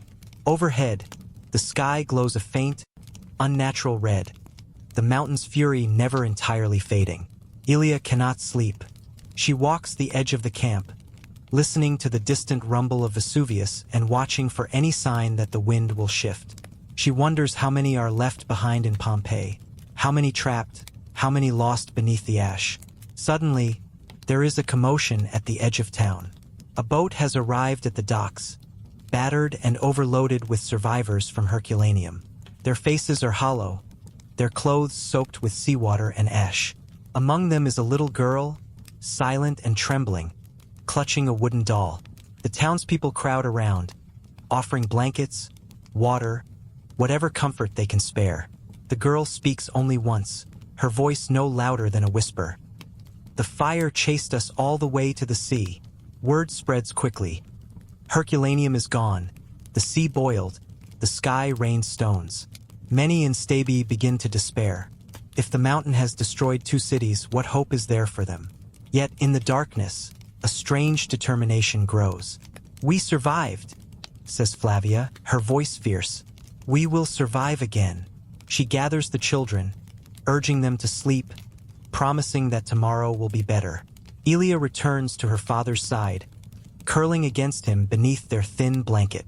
She clings to the hope that the worst is over, though the mountain's distant thunder tells her otherwise. She remembers the stories Marcellus told. The hero lost at sea, the city burned but not forgotten. In the deepest part of the night, she promises herself that she too will remember. No matter how far she travels from this place, she will never let Pompeii and its people slip away. As dawn begins to break, the town stirs. The ash has settled a little, the air tastes cleaner. People rise stiffly, stretch aching limbs, and begin the day's work anew. Stabi is battered, but not beaten. Children chase each other in the empty streets. Vendors open their shutters, offering what little food remains. Life, fragile and uncertain, persists. Ilya stands at the edge of the forum, watching the first rays of sun turn the sky gold above the haunted mountain. For a moment, she allows herself to hope. They have survived the worst night of their lives. Ahead lies uncertainty, but also the chance for new beginnings. And behind them, Pompeii smolders in silence. A city of ghosts, but also of memories, carried in the hearts of the living. The morning after the refugees' arrival, Stabi is transformed. The quiet seaside town has become a city of strangers, of shattered routines and new beginnings forced by the mountain's wrath. The sky, though clearer than the day before, is streaked with bands of gray and orange, and a thin dusting of ash covers every surface. Rooftops, carts, the broad leaves of the sycamores lining the forum. Shopkeepers sweep their thresholds, their gestures slow and defeated. The smell of the sea mingles with the ever-present tang of volcanic ash. Ilya rises before her father, slipping from beneath their blanket and making her way through the crowded square. In the dim light, she hears the murmurs of children already awake, giggling as they play with pebbles in the dust, while older men sit in knots, debating the future in low voices. Some want to move on, find family further inland. Others argue that Stabi is now the safest place on Earth. Lightning never strikes twice, they claim, and the gods surely wouldn't let the mountain burn 3 cities in 1 week. Still, anxiety gnaws at everyone, and glances to the north betray a nervous fear that Vesuvius may not be finished. Ilya's first stop is the makeshift kitchens. Rows of tables, cauldrons bubbling, women handing out bread, thin porridge and weak wine. She helps for a while, carrying water and cleaning bowls. There she meets Sabina, a baker's wife from Pompeii, who has lost both her husband and her home. Sabina's face is hollow with grief, but her hands work quickly and she offers a smile to every child. "We must feed each other now," she tells Ilya, "and keep our hearts whole. One day, we'll tell our children of this, and they'll say we were the bravest women in the world." Meanwhile, Gaius walks the perimeter of the forum, checking for friends and news. He finds Marcus, the centurion, among a small group of soldiers organizing patrols and supplies. Marcus's eyes are red, but his posture is rigid as ever. "Order must be kept," he mutters. "There are thieves among us. Already I've heard of a wagon of food disappearing in the night. Some men will use any excuse for cruelty." Gaius nods, understanding. Hunger and fear turn good men desperate. Elsewhere, Marcellus the teacher has gathered a cluster of children in a shaded portico. His rescued scrolls are stacked beside him, and he tries to teach as if nothing has changed, reciting lines of Virgil, telling stories of Aeneas and his journey from burning Troy. The children listen, at first just to escape their parents' grief, but slowly the words take hold. A small girl asks, "Did Aeneas ever go home again?" Marcellus pauses, then shakes his head. "He found a new home, and made it sacred by remembering the old. It is the closest he dares come to hope." As the morning wears on, the forum buzzes with talk of rescue and rebuilding. Some men make lists of survivors, of missing relatives, of things lost forever beneath the ash. Messengers arrive from Sorrento and Naples, bringing news that the wind has turned, that the ashfall may lessen, that relief is coming. Others bring darker tidings.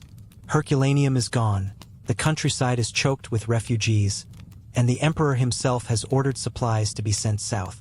In the harbor, ships ride at anchor, their decks crowded with men and women hoping for passage further along the coast. Prices soar.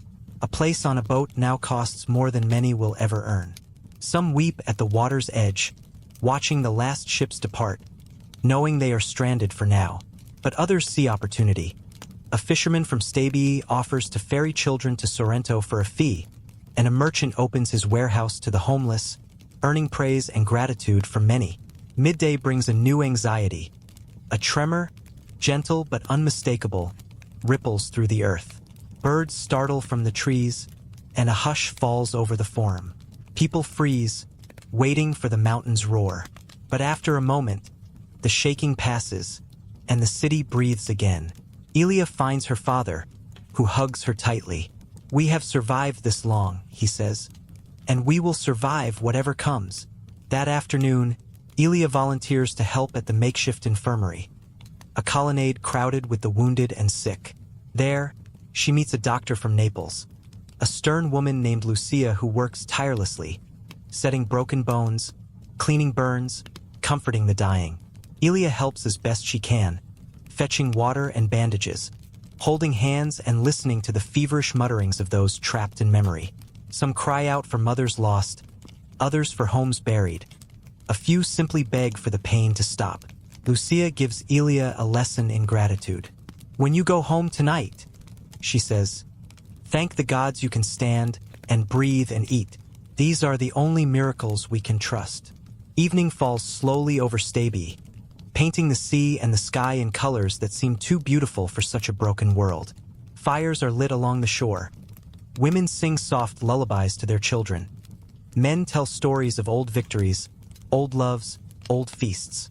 Some of the youngest, too frightened to sleep, cluster around Marcellus, who spins another tale, this time of a city beneath the waves, where lost souls become dolphins and swim forever in peace. As darkness gathers, the first stars appear, faint, blurred through the haze of ash still drifting on the wind. Elia lies beside her father, thinking of Pompeii and the life they left behind. She remembers the bakery, the warmth of the ovens, her mother's laughter echoing down narrow streets. She wonders what will become of them all. The rich who have lost their houses, the poor who have nothing left to lose, the children whose only inheritance is survival. But above all, she holds to Lucia's lesson, gratitude. They are alive together beneath the same sky. She listens to the slow, deep breathing of her father and finds comfort in the rhythm. Somewhere in the night, the mountain rumbles again, a distant, ominous reminder. But in Stabii, life goes on, fragile and beautiful, even as ash drifts down like a silent memory of all that has been lost. Night in Stabii, once a time for quiet strolls by the harbor or whispered songs on cool terraces, is now a tapestry of uneasy sleep and nervous hope. Refugees crowd every available space. In storerooms, under porticos, even in the courtyards of temples whose gods must now bear witness to too much suffering. The air is heavy with dust and the lingering scent of fear, but also with the faint aroma of soup bubbling in communal pots, and the rough music of humanity pressing forward despite disaster. Elia finds herself lying between her father and a family from Herculaneum, their two boys whispering about the eruption, replaying the day's terrors as if to drain them of power. Across the square, old men gamble with whatever coins or tokens they still possess, while children chase shadows in the torchlight. Dogs roam in nervous packs, wary of strangers and sudden movements. The whole city feels poised between exhaustion and eruption, caught in a pause before the world resumes its relentless march. At the edge of the square, Gaius stands watch. His body aches with fatigue, but he cannot rest. Instead, he surveys the crowd, alert for signs of trouble. He catches sight of Marcus, the centurion, patrolling with a handful of Stabian militia. Marcus's armor glints, his presence reassuring to some, menacing to others. A group of local merchants mutter that Rome has brought trouble, blaming the newcomers for the scarcity of bread and the spike in prices. Yet, as Gaius watches, he also sees acts of quiet generosity. A woman sharing her last figs with a neighbor, an old priest offering water to children whose parents have not yet returned from the docks. Inside the makeshift infirmary, Elia dozes for a moment against a column, waking with a start as a patient cries out. Lucia the doctor moves among the wounded, her hands deft and confident even in the flickering torchlight. She encourages Elia to rest, but Elia shakes her head. "I can sleep when there's less pain in the world." Lucia gives her a tired smile. "If everyone waited for that, we'd all be insomniacs." She sits beside Elia, and for a few precious moments, they share quiet stories of Naples, of childhood memories, of favorite foods and festivals. For a while, it almost feels normal. Farther away, Marcellus the teacher sits beneath a spreading fig tree, surrounded by children and a few anxious mothers. He reads by moonlight from a battered scroll, no longer Virgil, but the fables of Aesop. His voice is steady, soothing, drawing laughter and even a few gasps of wonder from his audience. For these brief minutes, the children are not refugees but listeners, lost in tales of clever foxes and slow tortoises.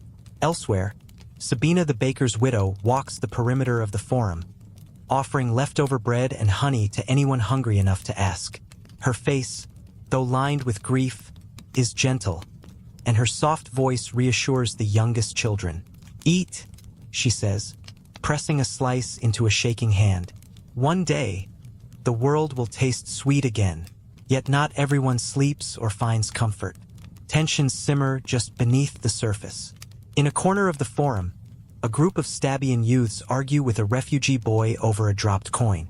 Voices rise. A scuffle nearly breaks out. It is only the intervention of a stern matron and a quick-thinking priest that keeps the peace. But the warning is clear. Fear can breed suspicion, even hatred, and the memory of lost homes can turn even the gentle cruel. By midnight, the city is wrapped in uneasy quiet. Fires burn low, the last laughter fades. Elia, unable to sleep, slips from her blanket and walks toward the harbor. There she finds others staring out at the dark sea. Fishermen, a silent line of soldiers, a handful of mothers clutching their infants.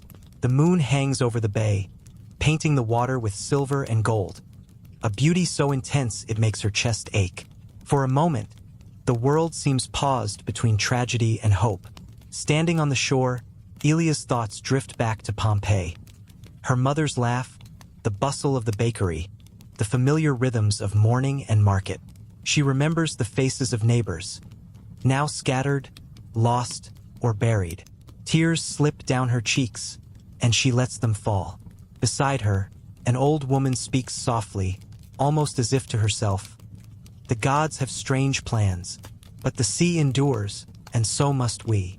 Elsewhere in Stabii, Gaius and his father sit back to back, leaning against a cold marble wall. "Do you think we'll ever go home?" Gaius whispers, His father shakes his head, sighs. Home is where we remember those we've lost, and those we still have. You are my home now, son. Gaius says nothing, but takes comfort in the warmth at his side. Inside the infirmary, Lucia works late into the night, treating the injured and sick. She finds herself thinking of her own lost family in Naples, and for a moment, despair threatens to overwhelm her. Then she hears Elia's soft voice from the other room, singing a lullaby she learned as a child. The melody floats through the darkness, fragile and lovely. Lucia closes her eyes and lets the music carry her through another hour of pain. As dawn approaches, the city stirs. Roosters crow.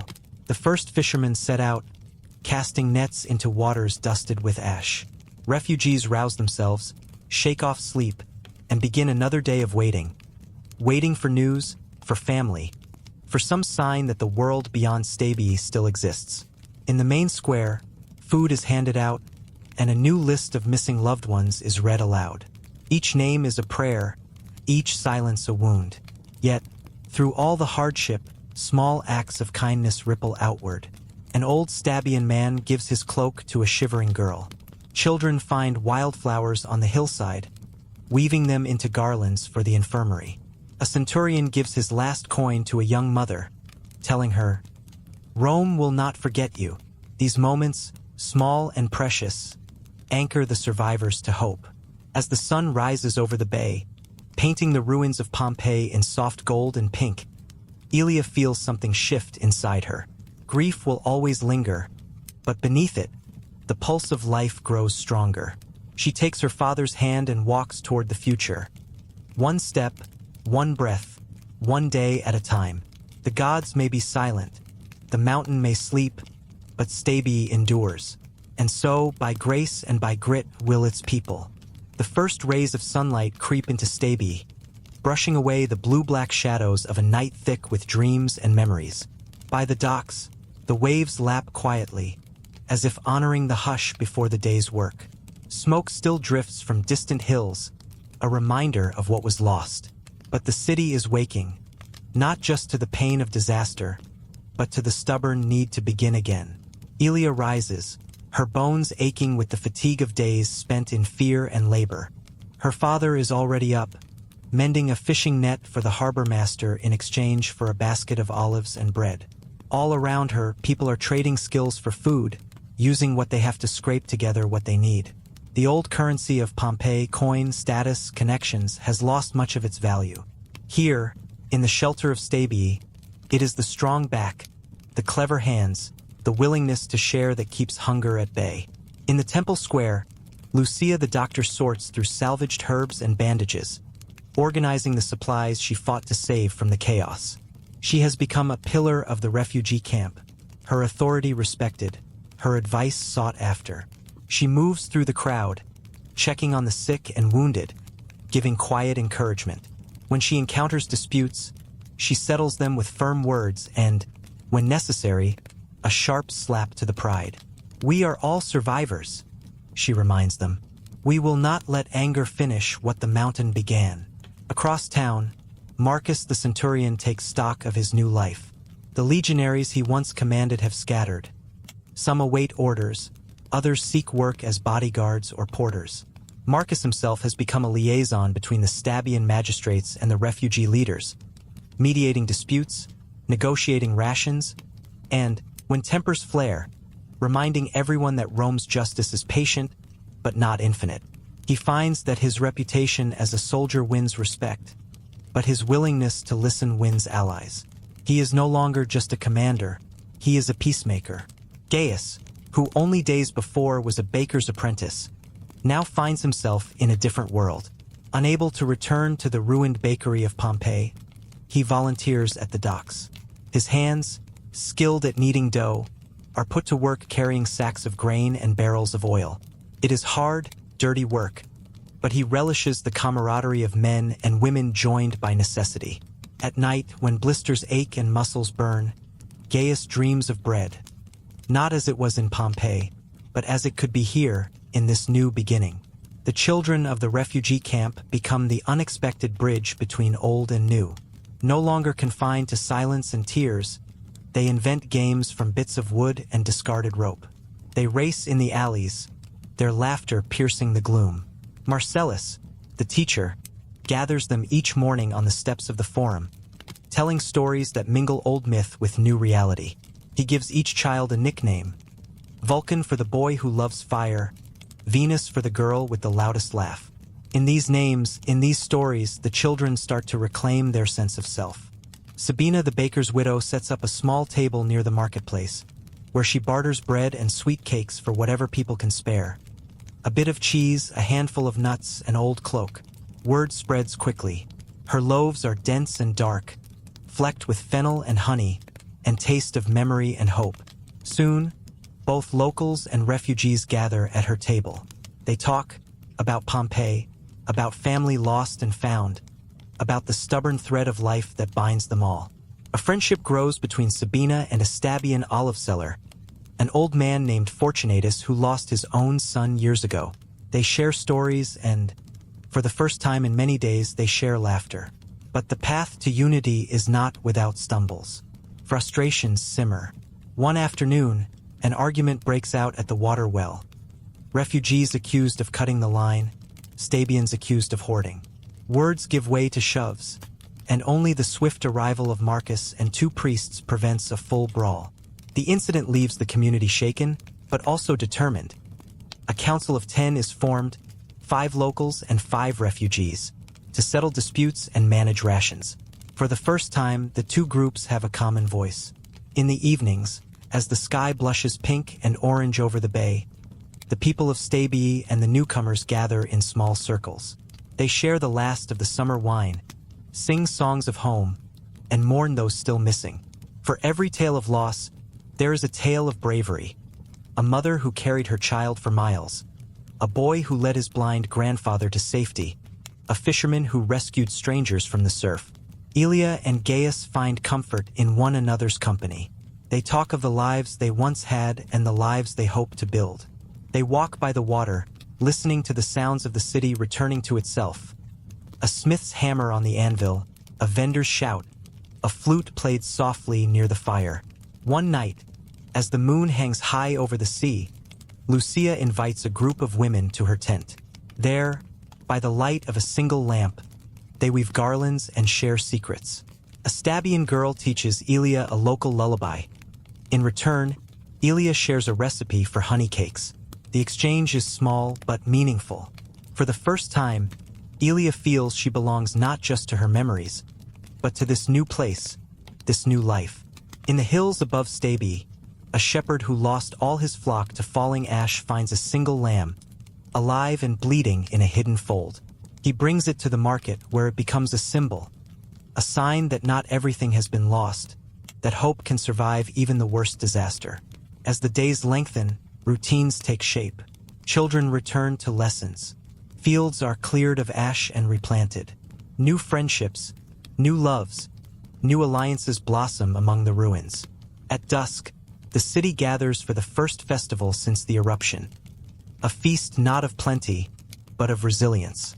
Torches light the square, music plays, and for a few hours, the shadows recede. Yet, always, there is the memory of what lies beneath the mountain, the promise that disaster can strike again. The people of Stabii do not forget, but they learn, day by day, that survival is not just the absence of death, but the presence of life. They honor the lost not by surrendering to grief, but by building something new from the ashes. As Elia stands in the square, watching children chase fireflies in the twilight, she whispers a silent vow: to live, to love, to remember. The old gods are silent, but her heart is full of prayers. She turns toward her father, her friends, her future. The world has changed forever, but as night falls and the city sleeps beneath the quiet mountain, hope, fragile, defiant, unyielding, rises with the dawn. The morning in Stabii dawns with a sense of uneasy calm. Word spreads fast. Roman officials are coming from Neapolis, sent by the Emperor Titus himself. They have heard tales of the eruption, of the refugee crisis, of chaos and rumors of looting, and now Rome's distant hand stretches to weigh the aftermath. Elia wakes early, her father already gone to meet with the Provisional Council. Outside, the town square is abuzz. Local magistrates debate nervously. Refugees gather in uneasy knots. Traders discuss whether prices will rise or fall with new Roman intervention. Some welcome the coming order. Others remember only the weight of taxes, conscription, and the cold indifference of distant rulers. Among the refugees, the old wounds begin to ache. Gaius feels it most. He is not a slave nor a Roman citizen, but something between. In Pompeii, his master's bakery gave him protection, even a measure of respect. In Stabii, those old identities matter less, but when the men from Neapolis arrive, shiny togas, hard eyes, imperial seals on their scrolls, Gaius feels their scrutiny like a chill on his skin. The officials make their entrance with practiced drama. They ride fine horses, their guards armored in glinting bronze. Behind them comes a scribe, ink-stained and perpetually frowning, and a physician who claims expertise in treating volcanic afflictions. Townsfolk and refugees alike are summoned to the forum, where the lead official, Lucius Maximus, stands atop the steps and unrolls a scroll. By the command of the divine Emperor Titus, he announces, "Let it be known that all citizens, freedmen, and slaves displaced by the calamity of Pompeii and Herculaneum are hereby subject to the protection and authority of Rome. Looting and violence will be punished. Rations and aid will be distributed at the pleasure of the emperor, and all who refuse to obey the decrees of Rome shall be dealt with accordingly." A murmur ripples through the crowd, half relief, half resentment. Rome's protection is a double-edged sword. Marcus the centurion steps forward to parley with Lucius Maximus. There is a sharp exchange. Marcus defending the efforts of the Stabian Council, Lucius asserting the right of Rome to command. Both men know their roles. Marcus must protect the dignity of his people, Lucius the authority of the empire. Eventually, they agree on a compromise. Rome will provide grain, oil, and coin, but in return, a census will be taken, laborers conscripted for reconstruction, and taxes will resume as soon as possible. For Lucia the doctor, the arrival of the Roman physician brings hope of fresh supplies, but also competition. The imperial doctor dismisses her herbal remedies as country magic and offers powders and potions from the capital. The sick and wounded become a battleground of pride, with Lucia determined to prove her methods are as good as any in Rome. Her reputation among the people, built over weeks of pain and sacrifice, is put to the test. Some whisper that the new doctor favors the wealthy, turning away the poorest with a curl of his lip. Meanwhile, in the marketplace, Sabina and Fortunatus find their humble stall crowded by new rules and taxes. The Roman scribe measures and records every transaction, demanding a share for the emperor's treasury. Traders grumble that even in disaster, Rome never forgets to collect its due. Sabina bites her tongue, but Fortunatus cannot resist a sharp remark. If Rome's gods are so mighty, why did they not silence the mountain? For this, he is fined a silver denarius, his first in months. The children sense the tension. Their laughter dims. Their games become furtive. Marcellus the teacher is warned that all lessons must begin with a prayer for the emperor's health, and that any talk of omens or subversive ideas will not be tolerated. One afternoon, soldiers confiscate a set of carved figurines used in a story about the old gods. The children cry, "Marcellus can do nothing." Still, the city endures. Even as Rome's hand closes tighter, the Council of Locals and Refugees continues to meet. They debate how to protect their most vulnerable, orphans, widows, the sick, from being overlooked or exploited. Aelia volunteers to help with the census, using her knowledge of the community to ensure no one is left out. Gaius works long hours at the docks, joining the growing labor force pressed into service. Marcus, ever the diplomat, manages to win a small concession. Families with more than 2 children will receive extra rations. Yet, beneath the surface, resistance ferments. At night, in the shadows, some mutter about the injustice of Rome's demands. Stories circulate about groups who slip away at dusk. Refugees, disgraced soldiers, former slaves, heading toward the hills, seeking a new life beyond the empire's reach. Whispers of banditry and rebellion worry the council. The magistrates fear that Rome will send more soldiers if order is not kept. One evening, after a day of tense negotiations, Lucia returns to her tent to find a note slipped under the flap. It is unsigned, written in hurried Latin. Do not trust the physician from Rome. He seeks more than healing. He asks questions about those who escaped the census, those who may be hiding wealth or secrets. Beware. That night, Ilia and her father discuss whether they should remain in Pompeii. He argues for staying. Here we have shelter, work, and food. Rome's grip may be heavy, but it protects us. Ilia is not so sure. She sees the cracks widening between locals and refugees, between rich and poor, between those who obey and those who resist. The next morning brings another surprise. A small group of freedmen from Herculaneum arrives, ragged and exhausted. They bring news of further devastation, but also of hope. A spring of clean water, a stretch of farmland untouched by ash, an abandoned villa that could house dozens. The council debates whether to send scouts, to seek out new beginnings beyond Pompeii crowded streets. Gaius dreams again of baking, this time in a place where he can start fresh, perhaps even own his own oven. Sabina wonders if she might open a new stall, away from the emperor's taxes. Lucia prays for wisdom, for strength, for some sign that their struggle is not in vain. In the evenings, the town square fills with muted song. The festival of Vulcanalia approaches, a celebration of fire and renewal, now carrying new meaning in the shadow of the volcano. There is talk of holding a joint feast, locals and refugees together, to honor the lives lost and the future being forged. Children rehearse a small play, with Marcellus directing, their laughter cautiously returning. But as torches flicker and the stars blink above, the threat of Rome's watchful gaze remains. The people of Pompeii must navigate a treacherous path, between survival and rebellion, between gratitude and resentment, between old life and new. Ilia looks at her battered city, at the faces of those who have become her family, and wonders what price they will pay for hope. The days grow longer, the heat pressing down on Pompeii like a hand. Dust lingers in the narrow streets. Each afternoon, refugees gather to hear news from the council, anxious for signs of change. Rome's presence, once a promise of safety, now feels more like a leash. Guards patrol the market and docks. Lucius Maximus, the imperial official, posts new decrees on the forum wall almost daily. Curfews, new taxes, warnings against harboring fugitives. A sense of restlessness creeps through the crowd, whispering at the edge of every conversation. Ilia senses the tension like static in the air.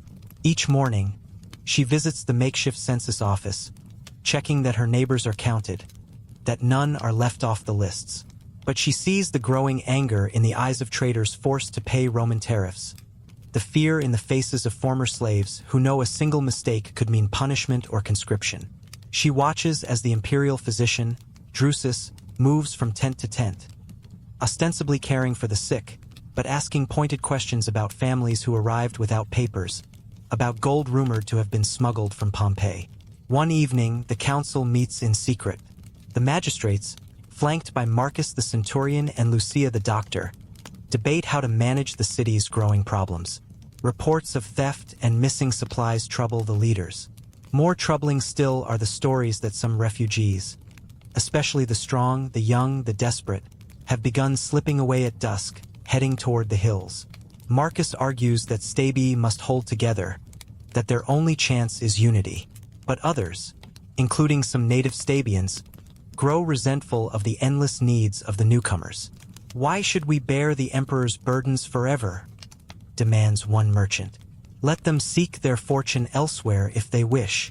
Gaius listens quietly from the edge of the crowd. He has heard talk of a new settlement, acres of farmland, a spring, and the ruins of an abandoned villa beyond the ash fields. A group of freedmen from Herculaneum has already left to explore, promising to return with news. Some say the road is dangerous, bandits haunt the woods, and wild dogs prowl the hills. Others whisper that the Romans secretly want the most troublesome refugees to disappear.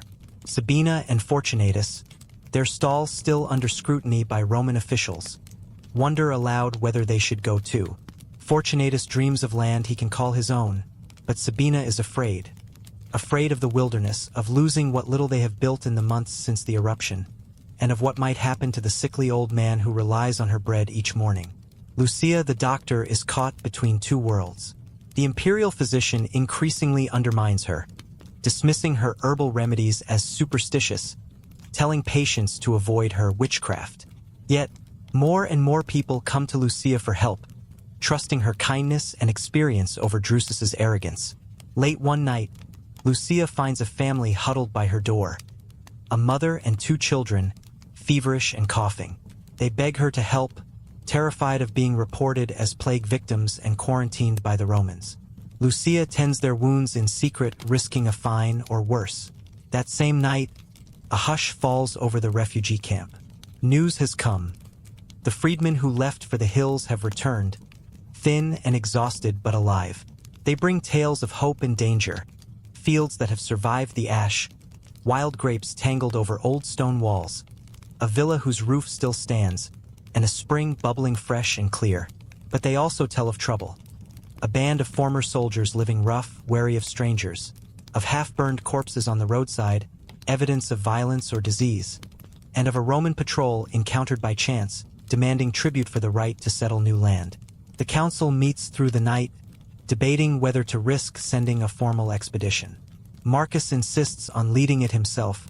He will not send others where he will not go. Sabina and Fortunatus, emboldened by the tales of the freedmen, volunteer to go as well. Even Gaius, the baker, asks to join, desperate for a new beginning. Ilia, torn between duty to her family and hope for something more, offers to help organize supplies for the journey. As dawn breaks, the city stirs. Rumors run wild. Some say the emperor will reward those who found new settlements. Others fear Rome will punish those who leave Stabii without permission. The imperial officials, hearing of the plans, try to stop the exodus, posting guards at the gates, threatening harsh penalties for anyone caught leaving without a writ. That afternoon, as Marcus and the others prepare, the marketplace erupts in chaos. A group of refugees is caught trying to bribe a guard for passage out. Lucius Maximus arrives in person, his anger thinly veiled. He makes a display of punishing the offenders, public lashings, confiscation of their meager belongings. The crowd recoils in horror, but the message is clear. Rome will not tolerate disorder. In the aftermath, the leaders of the community gather in secret, united by outrage and necessity. Marcus, still bruised from the confrontation, declares they must act now, before the city becomes a prison. Sabina and Fortunatus offer to slip away at night, scouting the road with the help of old friends who know the back paths through the woods. Gaius volunteers to carry bread and water to those waiting in hiding. Lucia, risking her own safety, prepares medicines for the journey. Ilia and her father distribute supplies, using trusted contacts to avoid Roman suspicion. That night, under a crescent moon, the first group slips out. They move in silence, hearts pounding, haunted by the thought of imperial patrols and wild animals in the dark. In the city, the refugees left behind hold their breath, praying for word of success. Morning brings no news, only anxious waiting. In the market, Sabina's stall stands empty for the first time in months. Lucia's tent is shuttered, and the children ask where Marcellus, the teacher, has gone. Ilia walks the city in a daze, torn between hope and dread. Finally, as the sun sets on the second day, a runner arrives, dusty, breathless, eyes wide with excitement. The group has reached the villa in the hills. The land is good. The spring is sweet. There are dangers, but it can be done. With courage, with unity, with sacrifice, a new home can be built. The council meets once more. The news is announced in the square. An expedition will be organized, open to any who wish to join. The people of Stabii, battered by ash and fear, rally around a new dream. For the first time since the eruption, hope is stronger than despair.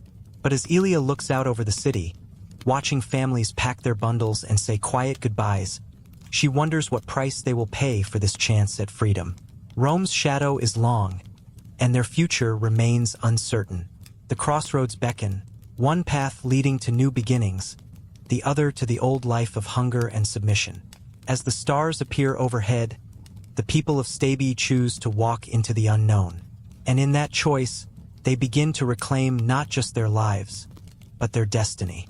Night clings to the hills beyond Stabi as the expedition gathers in silence at the edge of the city. No torches, no farewells, only whispered prayers, the soft creak of leather straps, and the nervous shifting of feet on gravel. Marcus, the centurion, leads the way, his armor wrapped in cloth to muffle its gleam. Sabina and Fortunatus stand close together, a bundle of bread and olives slung over Fortunatus's shoulder. Gaius, face set with determination, carries a sack of flour and a battered knife. Lucia the healer is last to join, her satchel filled with herbs, bandages, and a precious flask of wine. Behind them, a dozen others, men and women, old and young, even 2 children who refuse to be left behind, move like shadows into the dark. Ilia watches from a rooftop, hands clenched, heart hammering. Her father stands beside her, silent, eyes fixed on the procession as it slips away through an olive grove. The city below is unnaturally quiet, the hush of absence more profound than any festival. For a moment, Ilia imagines she can see all the way to Pompeii, black and broken beneath the stars. The road north is rough, winding between stands of cypress and fields still gray with ash. Each step carries the group further from safety and deeper into uncertainty. Fortunatus tries to keep spirits up, making quiet jokes about his mother's stew and the lucky bread Sabina baked for the journey. But the others are wary, glancing often over their shoulders. Every owl's hoot, every crack of twig, could be a Roman patrol or a wild animal. They walk quickly, pausing only to let the youngest rest. By dawn, the landscape opens up into wild, unclaimed land. Small farms stand empty, roofs caved in by the weight of ash, fields choked with weeds and half-buried statues. Once, these roads bustled with carts and laughter. Now, the only company is the hush of wind through ruined villas and the distant call of a shepherd's bell. At midday, the group finds the old villa the freedman described. The house is larger than they imagined, though half swallowed by vines. Its walls bear scorch marks from long-ago fires. In the courtyard, a cracked fountain still drips water, and weeds push up through the stone. The spring is real, cool, sweet water gushing from a hollow in the rock. For the first time, the travelers allow themselves to smile. Sabina weeps, pressing muddy hands to her face. They work quickly, sweeping out old rooms, testing shutters, patching a hole in the roof with reeds and broken tiles. Gaius starts a fire, and soon the scent of flatbread rises in the air. Lucia tends to a blistered foot and bandages a cut on Marcus's arm. The children explore, discovering a store of pottery in a locked cellar. In the dusty garden, Fortunatus finds a fig tree with a few stubborn fruits clinging to its branches. But dangers linger. Marcus organizes a watch, sending 2 men to scout the nearest road. They return near sunset, breathless, whispering of riders glimpsed in the distance. 3 men on horseback, armor glinting. Are they bandits or Roman scouts? No one knows, and no one is willing to risk finding out. The group agrees. No fires after dark, no music, no shouts. They eat quietly in the half-light, nerves stretched thin as bowstrings. That night, Sabina shares a tale she heard as a girl. A legend of settlers who fled disaster and built a city where the gods once danced. Maybe the gods will watch over us too, she whispers, voice trembling. Fortunatus squeezes her hand. Others murmur agreement, grasping at hope. Meanwhile, in Stabii, the mood is tense and uncertain. Those who remain wait for word, anxious and divided. Some, like Ilia's father, believe the city must endure, that order and Roman law will outlast any storm. Others, inspired by tales of the Exodus, talk of slipping away themselves, forming secret groups to plan future escapes. The authorities react harshly. Lucius Maximus increases patrols, arrests a handful of conspirators, and demands that the council deliver a full list of the city's population each morning. Every absence is noted and punished. Elia finds herself trapped between hope for those who left and fear for those who remain. She helps organize supplies for a second wave, passing secret messages to Lucia and Gaius via trusted children. At the same time, she attends public assemblies where the magistrates repeat Roman warnings. Defiance will not be tolerated. Rome's peace is the only peace. The crowd listens in silence, but Elia sees the sparks of defiance in their eyes. Back at the villa, Marcus struggles to unite the group. The freedmen argue with the old citizens of Stabii over leadership, food, and even the best way to dig a new latrine. Tensions rise as night falls. A boy goes missing, only to be found asleep in the cellar, clutching a broken amphora as a pillow. Lucia calms a frightened woman who believes she's seen ghosts in the orchard. Gaius bakes extra bread, sharing it with the sentries to lift their spirits. As the stars bloom overhead, Fortunatus sneaks out to the spring. He kneels by the water, whispering a prayer, first to the old gods of Pompeii, then to Fortuna, goddess of luck and fate. "Grant us a home," he begs. "Let us not die in exile." His words drift across the camp. Somewhere, an owl hoots. In the dark, a pair of yellow eyes blinks from the trees. The future, for a moment, feels poised between blessing and curse. In Stabii, Elia lights a candle in her window. It is a signal to any who can see, "You are not forgotten." We wait for news. We believe. At the villa, as dawn breaks, the group wakes to birdsong and the soft hush of mist over the hills. Marcus calls a meeting, planning the next steps, fortifying the house, planting the first seeds, and sending runners back to Stabii with the news that the way is clear. No one knows what dangers tomorrow will bring, but in this fragile new dawn, the people of Pompeii, Stabii, and Herculaneum take their first real steps out of history's ashes, and into a world they will build with their own hands. The next days pass in a blur of exhaustion and hope. Word begins to trickle back to Stabii, first by rumor, then by cautious messengers. The small group has survived. They have found water, food, and shelter. More astonishing still, they have not only endured, but they have begun to thrive. Each morning, as the sun rises over the ruined fields, the settlers gather in the courtyard of the old villa. Marcus, the centurion, stands tall, wounds healing but eyes still sharp. Sabina and Fortunatus prepare the first true meal. A loaf of bread baked with wild herbs, a dish of figs, and even a jug of watered wine. Lucia leads a short prayer, asking protection for the living and peace for the dead. Gaius mends tools, already making plans for the planting of wheat. The children, once silent and fearful, now play in the courtyard. Their laughter is a song in the morning air, a sound that seemed lost forever in the ash and chaos of Pompeii. At night, the group gathers around a small fire. Stories are told of the old city, of the eruption, of narrow escapes and secret hopes. Old wounds are remembered, but no longer define them. Each tale is a thread in the tapestry of a new beginning. From the villa's highest window, Sabina watches the hills turn gold in the evening light. She thinks of all that was lost. Friends, homes, entire streets swallowed by the volcano. But she also thinks of what remains: courage, love, the stubborn will to keep living. In Stabii, Elia helps organize a second migration. This time, Lucius Maximus cannot stop them. Too many are willing, too many have lost too much to be cowed by threats. The old magistrate, at last, yields to the inevitable and stands aside as families gather their things and slip away under cover of darkness. By week's end, dozens have joined the little settlement. The villa becomes a village. Old rivalries are set aside in the face of need. The newcomers bring skills and stories of their own. Soon, a new bakery rises. A carpenter's shop hums with the sound of saw and hammer. A simple shrine is built at the spring. Life reclaims the land, slow but certain, root by stubborn root. But memory lingers. On the first anniversary of the eruption, the entire village gathers at dawn. They walk together up a nearby hill, from which, on a clear day, the broken skeleton of Pompeii can just be glimpsed on the horizon. There, Sabina leads a moment of silence. Some pray, some weep, all remember, Then, one by one, they offer thanks, not just to the gods, but to one another, for kindness shown, for courage shared, for the simple miracle of surviving together.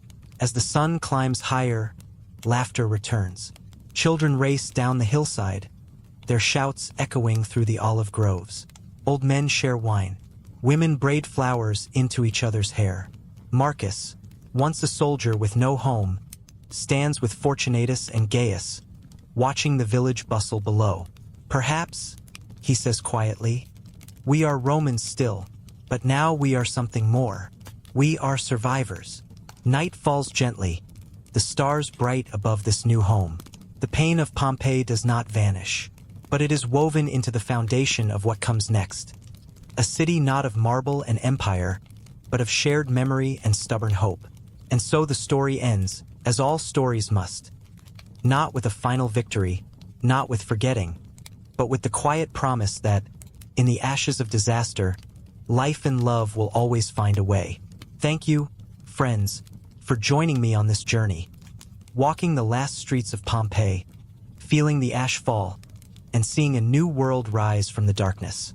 If you've been moved by these voices, by Sabina, Fortunatus, Marcus, Lucia, Gaius, and Ilia, let me know in the comments where you're listening from and what story from history you want to explore next.